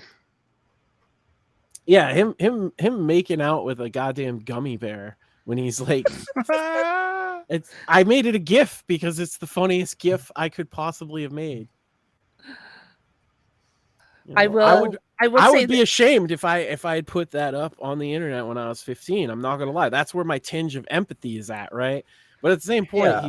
he's kind of a piece of shit. So fuck. Hey Max, I'm not announcing this one, but I'm DMing you because I think you'll think it's funny. So Twitter DMs. Okay. Yeah, no, I after seeing Max's documentary on him, I felt more. I actually did feel some empathy for him. well, I I mean, did yeah. a little too because I mean he's not that much older than Faith. Not Yeah. that much, but I mean, everyone's first impression of him was like, this guy is this. This guy looks like he escaped from the insane Well, asylum. yeah, because he rated your chat, right, and gave you a bunch of shit after you interviewed us, right? Yeah, Yeah. he was starting to come cause. He was he was like saying he was going to kamikaze me like Pearl Harbor. I, Kamikaze you. I gotta give it. That is pretty funny with the samurai. Well, And then- The That's told Spurgic back. samurai routine's my favorite because that's what most people have seen of him. right. And so what I've been told about the show I did is it's the first time people saw him in that he's just been doing characters on YouTube for years, particularly like his mentally deficient voiced guy that he does and they talk like this, right? and it's like, yeah, he's just a corny teenager, and this is just That's another not a one of those character. characters. No, that's the real him. But my favorite is that he like lost his mind and did a video where he was dressed up like a woman singing "Goodbye Horses." Yeah, I saw that one. Like Unironically at that. yeah, I don't know. He's I don't pining know. for the love of another. I knew that he was a dick to me, and he said that my beard had gray hairs in it, and like, oh, the horror! I'm like a 40-year-old man with a couple grays. Yeah, he did say that our beard was fucking gray, didn't he, that bastard? Well, that and the big insult is that he said I was GeniusAnus. That hurt. my soul. I fucking love that. I got so much mileage out of that. So I just watched the videos of his that somebody had tipped me off to were really funny, and I left it at that. But then I come back and somebody had showed me like their leaks from like their Discord or whatever, and these guys are just like, I guess claiming it's ironic, but talking about pedophilic stuff, and it's like, here's my thing about that. If you want to ironically claim to be that particular thing, I'm just gonna take you at your word. Yeah. Oh, Yeah. Nobody's gonna fucking chance that. I'm not gonna yeah, assume you're not that gonna you're say prove lying. it. Yeah. That's and then the things that they talked about in this one I listened to, I don't know if anybody else listened to it, but it's like literally horrific. It's that Axel guy, and he's talking to some other guy about trafficking children like openly. Is disgusting.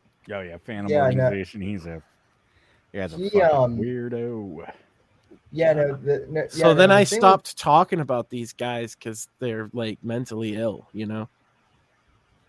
Oh yeah. With, yeah, no, Get deep into those Discord logs, and I mean, like every other day, it's like, I don't know, I'm just feeling sad today. Buck up, Chief, it'll be okay. I don't know, I think I'm gonna go kill myself. And not one of them has the good sense to say, go ahead.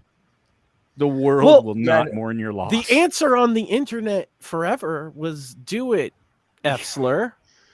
No, it was do a flip. Well, that too, right? That's the second part, right? But the first part is do it, F slur, right? Like just do, because at that point you've been called out, because the fake suicide attempts are pretty much just always for attention, especially if you're saying it online. Well, and so like the 4chan response is just do it. Well, especially if you're a dude, I've said for years, you know what you call a dude who attempts suicide and fails? A woman. Sorry, Mrs. Vickers. I'm sorry, Mrs. Yeah. Vickers. Well, nothing personal. Nothing The least- numbers personal. don't lie, though. Statistically saying when- speaking, that is true. Yeah, no, when men sack up and do it, it's like I'm going to put a bullet in my head or I'm going to dive off this fucking 20-story True. building. There's a dude. bigger level of I commitment. actually have to disagree with that, though, because have you considered the 41% fallacy of that? I don't know which way it's moving, so I couldn't tell you how it applies. Just think about that for a second. They're really good at killing themselves, like Well, high numbers. I'm I'm going to go think about that while I'm taking a Vickers. Men are certainly killing themselves in record numbers with fucking fentanyl overdoses and drugs in general. Oh yeah. That's- Well, I mean, we're only told that we're worthless and that we should enjoy being fucking second-class citizens, you know? and We that, got everything to live for. Well, and I think that a lot of the, let's say, troublemakers are. It's usually not from toxic masculinity; it's from over feminization. yeah, it's a Yeah. caricature of a man being acted out by somebody that doesn't know what a man is. Right. And some of that is, some of that's due, of course, to fathers not being in the home. But some of that is just due to the fact that women have been taught that's what we're supposed to do to men. So Well, there's been that push towards that for a very long time in like media as well. One thing I'll always point to is show me the father on a sitcom in the last couple decades that wasn't like a stumbling idiot and the mom knew everything. Yeah. And the last one I can think of is Bill Cosby. And he was kind of work out. Well, that was a fail. Regardless, like there's no strong male figures except these cartoon character style, like over the top things, and that's what kids are exposed to in media nowadays. Is this it's either the bozo father that doesn't know what he's doing, or the stumbling bumbling idiot. What was your criteria? Down. What was your criteria on that sitcom in the last what years? I don't know, 30. Boy Meets World. Okay, yeah, that was a long time ago. Right? Unless you watch American History X right after that, and then you realize that dad had a lot of baggage. Yeah, that if you get it, you get it. That's all I'm saying. 30 years too. That's just bordering. That's the 90s, yeah. It's TGIF. Some of it, I mean, I get in that women, as the fathers were leaving the homes and they weren't sticking around, the women were being told that, you've got to be strong so that you can fill in for both. But nobody was really addressing the fact that you can't. You cannot. I'll even give you double to nothing. I think this falls into your criteria. I'll give you a black father figure in a sitcom that wasn't dumb. That's Uncle Phil from Fresh Prince of Bel-Air. Yeah. That's true. And he was the uncle. Where was Phil's dad? Oh, you're talking about Will's dad, right? Yeah. He comes back in, and it's one of the most powerful fucking TV moments I can remember fucking happen. But where was he? Out of the house. He abandoned him at his auntie in West Philadelphia, born and raised. Yeah, well, he abandoned him as a kid too, like that, and that's what I'm saying is like that's normal now, for a lot of people. I was a single parent child myself, in an era where it was less common, and I actually got shit over it. Nowadays, that's no thing. I was born out of wedlock, and my mom married a guy, and he adopted me, but that shit's normal now. Like back then it was I couldn't get baptized by the church. Man, if I told you the circumstances of my birth, you'd think I was making it up to sound edgy on the internet. but it speaks to it's not a great situation for kids when they're looking for father figures and there's none to be found. They're going to emulate what they see. And that's true. The other thing now with the transgender stuff is they're basically promising you. Xander's just going to be, why is Grandpa beating up that guy that calls himself Dad? Start emulating some shit. Yeah, it's it's well, and see Xander, at least he has a father figure in the household to at least emulate. Hey Xander, what do you and your grandpa do? Well, sometimes we go fishing, sometimes we go down to the butcher shop and punch a pig. I don't know what that's about. I go to stuff. I go to kids stuff with my boy, and like I'm one of the only fathers that does anything. Yeah, well, by our age, with our oldest kids, we're some of the only married parents left. Yeah. Not our homeschool program, though. Our homeschool program is the other parents in our homeschool, like some of them are just looking at us like, 5, you guys are just getting started. Do you know why divorces are so expensive? Go ahead. Why? Because they're worth it. No, I've been with my wife for 16 years total, and that's everybody in our age bracket thinks that that's really like out there. It is. But it's not the norm. It's not anymore. Yeah, it used to be. Yeah, and some of them you almost I don't want to say there's a negative connotation to being together that long, but there are some people that kind of make you feel like you don't really fit with everyone else. Yeah. Which it's kind of weird when you think, well, this was the ideal. Their system seems to be like, fuck around, do whatever you want, then get married when women are hitting the wall at 30, and then get divorced and fuck around again. Right, and then we come out from behind the wall at 40. No, I'm just kidding. Yeah. So fucking true. Shut up, man. God bless 40-year-old women. I mean, I'm not going to get into specifics, but god damn. All right. But We get visual for y'all. I'm just saying, experience counts. Flesh slapping against like the sound of a standing ovation at a concert. Jesus. Sir, put the ham down. Put the ham down. Yeah, Sir, that kind of lifestyle is just not good for fucking most people. I know people that try the open relationship thing. Every single one of them I know, it ends the same way. Everyone. It's predictable, and yet it continues to happen. And open it's relationship obvious. is just a slow breakup. Yeah, dude. Won't happen to me though. You know what I mean? Well, yeah, but we're different. We can do it different. I promise. We're mature. You all just aren't mature. It's not that you fucking. Yeah, you're not as mature as us. You don't get it. You guys don't get it. I don't know. Does keeping a gimp in the attic, does that count as an open relationship? Or no, I think that's by definition. No, because I don't open that box. Yeah, it's by definition closed. Oh yeah, okay. It's just closed with an extra side. With an extra door.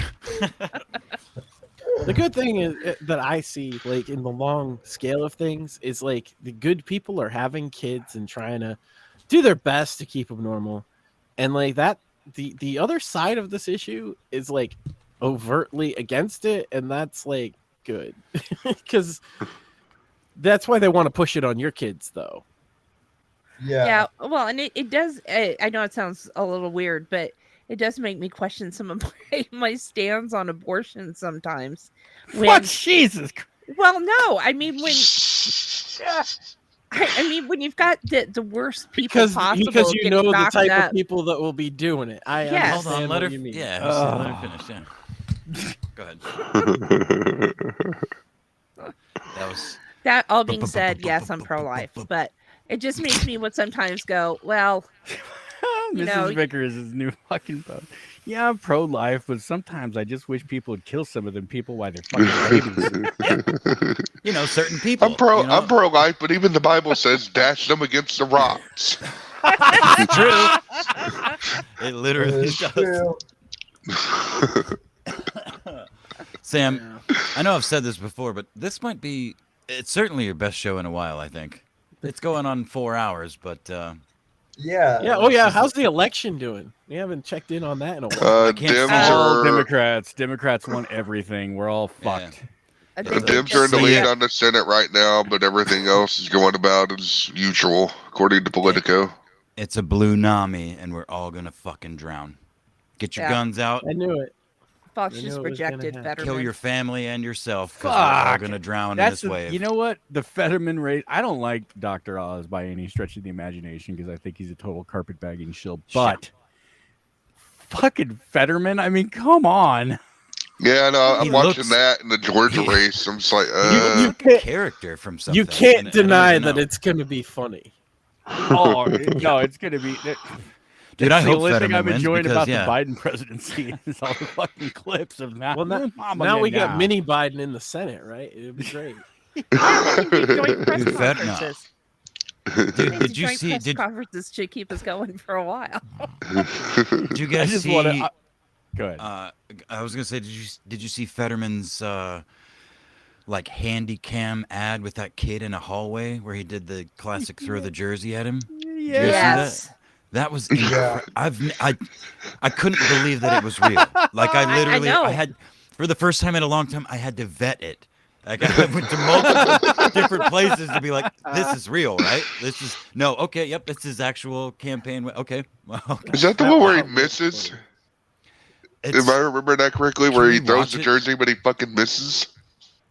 Yeah, and then he like smiles. Like, dude, it's shitty footage in a dim lit. Fuck, I don't get it, dude. I thought it was an SNL skit. Wait, is that the one where the fucking the hibernating worm that's in the back of his neck comes out of his face hole and eats the fucking kid after he catches the jersey? Or am I thinking of that was the Guar concert that we played after that. Yeah, okay. No, I thought I had get some shit mixed up. No, that's the same ad, but you were wearing the Roddy Piper glasses.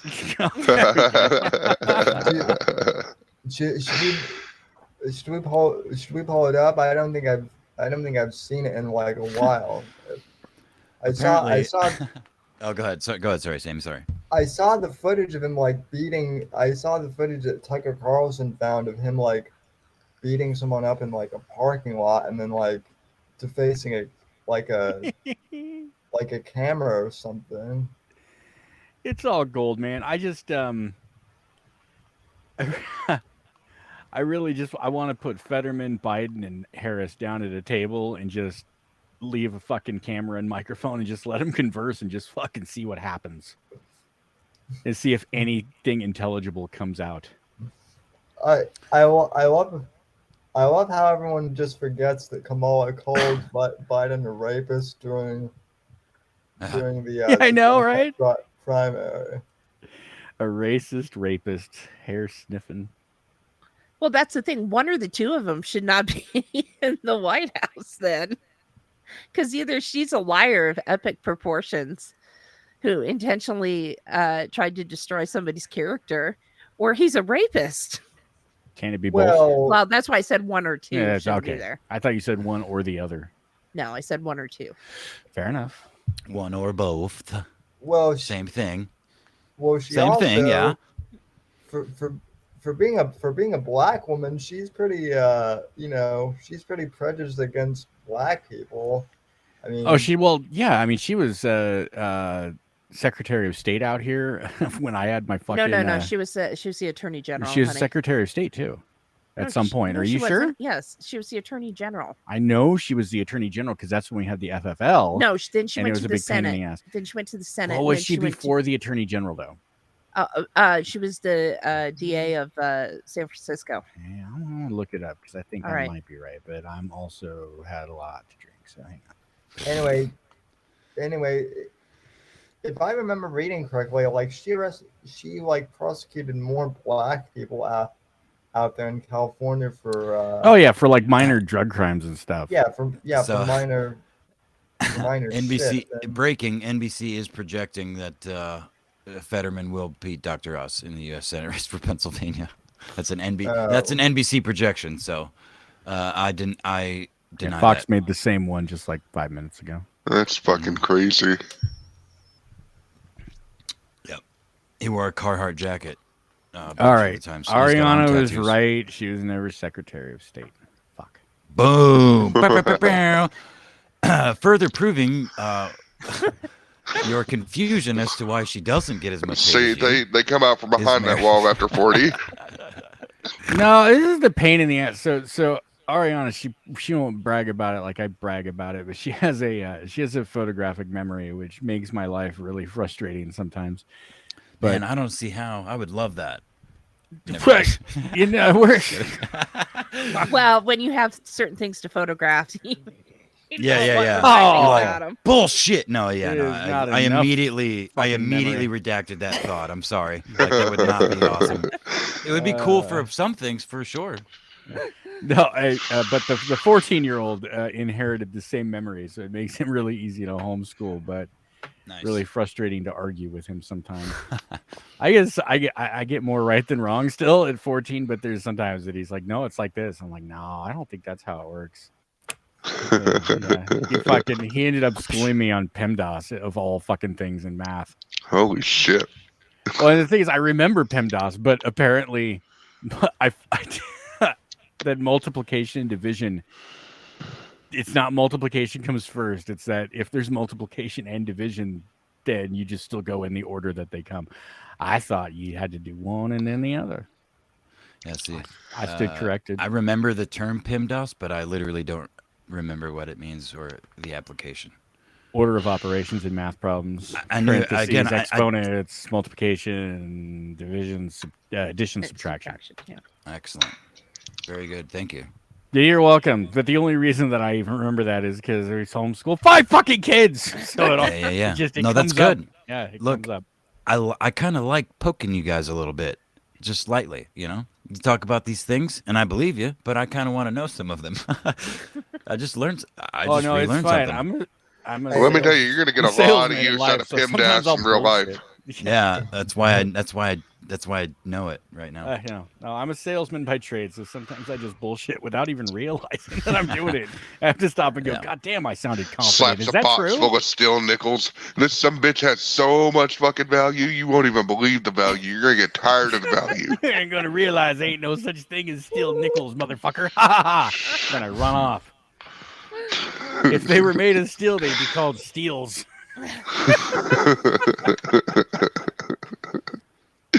Hey, wait, I love that you were ribbing him and you still triggered his cointism. I know. Yeah. I'm gonna bring this motherfucker in real life a fucking steel $2 bill. How much you give me for this motherfucker? That's not even real. They didn't make $2 bills out of steel.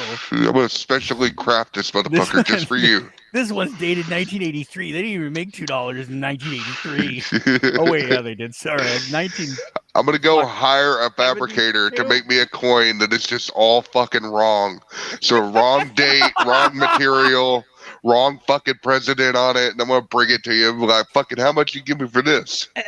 Oh god. Well, that was my first lesson in shit that's not real. Is I bought this before Mrs. Vickers came to work. Is somebody brought me a double-sided quarter? I'm like, I'll give you $100 for it. I've never seen one before, realizing that can't actually happen. Two-sided coins impossible. So, but they make them. They're just called magician's coin, and then people fucking told me there's some good ones out there because it's just like you tool out the backside of one quarter, and then you chop off like half of one and tool it away, and then just slip it into the hollowed out quarter, which seems like it would be difficult. I've never tried it, but I do know that there's a coin from Canada, I believe it is. It's like a bronze looking fucker. It's about the size of a quarter. And if you have any of those really old timey soda machines, it will act as a quarter in those. Nice. Well, that's good to know. Have you, Vickers? Have you guys ever seen a pre-1900s dime? I'm sure you have. Oh, But, yeah. I got stacks of them like right now. I used to, I had a couple of them at one point. I was very proud of them. A couple of them are in good shape. But I've only seen a few in my life. I didn't believe it was an American coin at like 22 years old. I'm like, that's not an American coin. Yeah, we went at length They're pretty cool. in our last show about the 20-cent piece, which is We a sure fun did. story. Yeah, we did. Sure I'm not did. genius. Max are like, don't fucking talk about that again. God damn, I Don't had worry. such a great No, nap I that night. encouraged it. I encouraged it. It was the best. I was driving everybody crazy. Akiba lost Vickers his and shit. Max It were was just great. sitting there autisming back and forth. Akiba's losing his shit. I'm off in the corner taking a fucking nap. Akiba was coming across his waifu pillar. Yeah, I don't know why I brought up a coin. It's just like a random coin that I've had before. I felt bad because last time I was on stream with Vickers, we were all talking about horror movies, and literally Akiba's only reference was how the horror movies were related to Resident Evil. Silent Hill. What a fucking nerd. Silent Hill. I went back and listened to that episode because that ended up being funny. It's the only thing he said for the whole show was something. So yeah, was inspired by Silent Hill, or Silent Hill inspired that. Kudos to him though, because he landed those jokes pretty well. I mean, he was slightly better in that position than I was because I never played Silent Hill. I was a Resident Evil fan. Yeah, that was me. I think I watched the Silent Hill movie and tried to play That was one of the first games we played together. Resident Evil? Yeah. Oh shit! Back when we were dating, you're right. PS1 days. Oh You yeah. play now. Oh yeah, Okay, you suck. director's Let me cut, play. man. That was the PS1 that you got with your first credit card. Woo! Woohoo! Fuck yeah. Student credit Hell card. yeah. Earning and Peak of learning. American civilization right there, baby. Yeah. What's A the wise other? wise credit decision making too. What's the other thing I bought with that credit card? That's not relevant. Come on, say it. Bad Dragon. Say it. It Wait, wasn't what? a cock ring. Bad Dragon didn't exist It in was the. my engagement ring after you traded in my other promise ring. Well, I fulfilled the Damn. fucking promise. That's right. Okay. She had to This throw is that good. in there. This How is many good. fucking rings you need? The fucking This is good dowry was a content, PlayStation 1. Oh, my dad would have taken a video game system in payment for me too. Yeah, yeah, you laugh, but that might actually be worth some money now. Maybe. If it's original fat gray ones, maybe.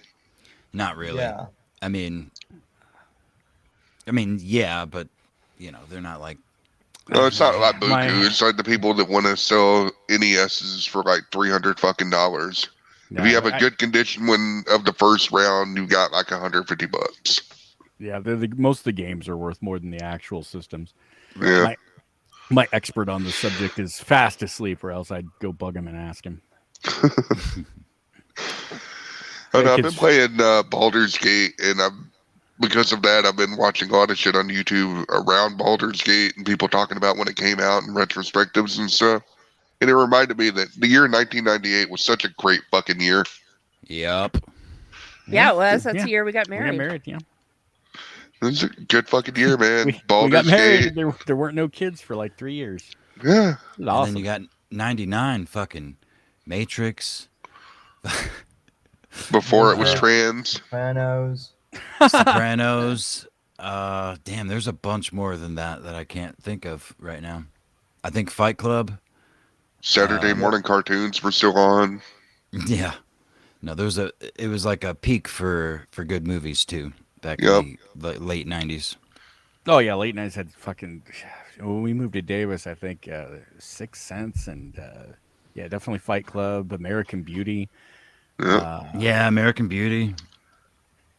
Fuck man, okay. You know, it's Fucking funny, 98 was a great fucking year. 98, 99, and 2000 were all great years. I'm such See, a so you fucking got- nerd. Wow. Pulling Yeah, up my- Fight Club, American Pie, fucking Austin Powers, The Addams Family, with what's her name is Wednesday, Cruel Yeah. Intentions, Magnolia, Fargo. Magnolia. That's one of your favorites, Matt. 10 Oh Things I God, I forgot Magnolia. God. 10 Things I Hate About You, fucking Big Lebowski, Waterboy, You've Got Mail, Office Space, Bowfinger, Half Baked, Basketball. Basketball is underrated. Holy shit. It's such a good movie, dude. Oh, Those You haven't these hit are a all dud late, yet. These are all late 90s though. These are from 95 to 99. I was gonna the say, I don't first- think the all first of them few came were out in 98. No. no, it's just late 90s was just a. Austin It's hard for me. I mean, we Powers. graduated high school and got married 3 years later. That's just a good time. Yeah, Fight Club, And we American Pie. We were one of those rare couples who behaved ourselves until we were married. So yeah, it's So like we were that- watching lots yeah, of movies. watching lots of movies Hell before yeah. we got married, and then I wasn't going to college because I'd work for 8 hours a day, and like, what the fuck am I going to school for? I need to get home. Quote, watching a lot of movies, right? Uh-huh. No, Might he have been literally watching a lot meant of He movies, just. said but we they're- were good, not perfect. A lot of holes in the bottom of that fucking popcorn bucket. I'm just saying. Come on, that is not You get practical a- at I all. needed a There's too fucking much butter involved. landmark. Fuck you. God God damn it, that was so good. I can't even. That was very good, dude. What the fuck? Damn. I'm Did jealous it of work? that. That was a good joke, man. Oh, She beat fuck. me to my popcorn kernel in the pee hole joke, and yeah, it's not even worth telling now. And I don't Because remember. it won't even fit. No. That's the where I thought you were opposite. going. It's the opposite problem. Look, it was really cold. He'd just gotten out of the shower in the pool, okay? I thought we were talking about. Oh, never mind. It was the wrong angle.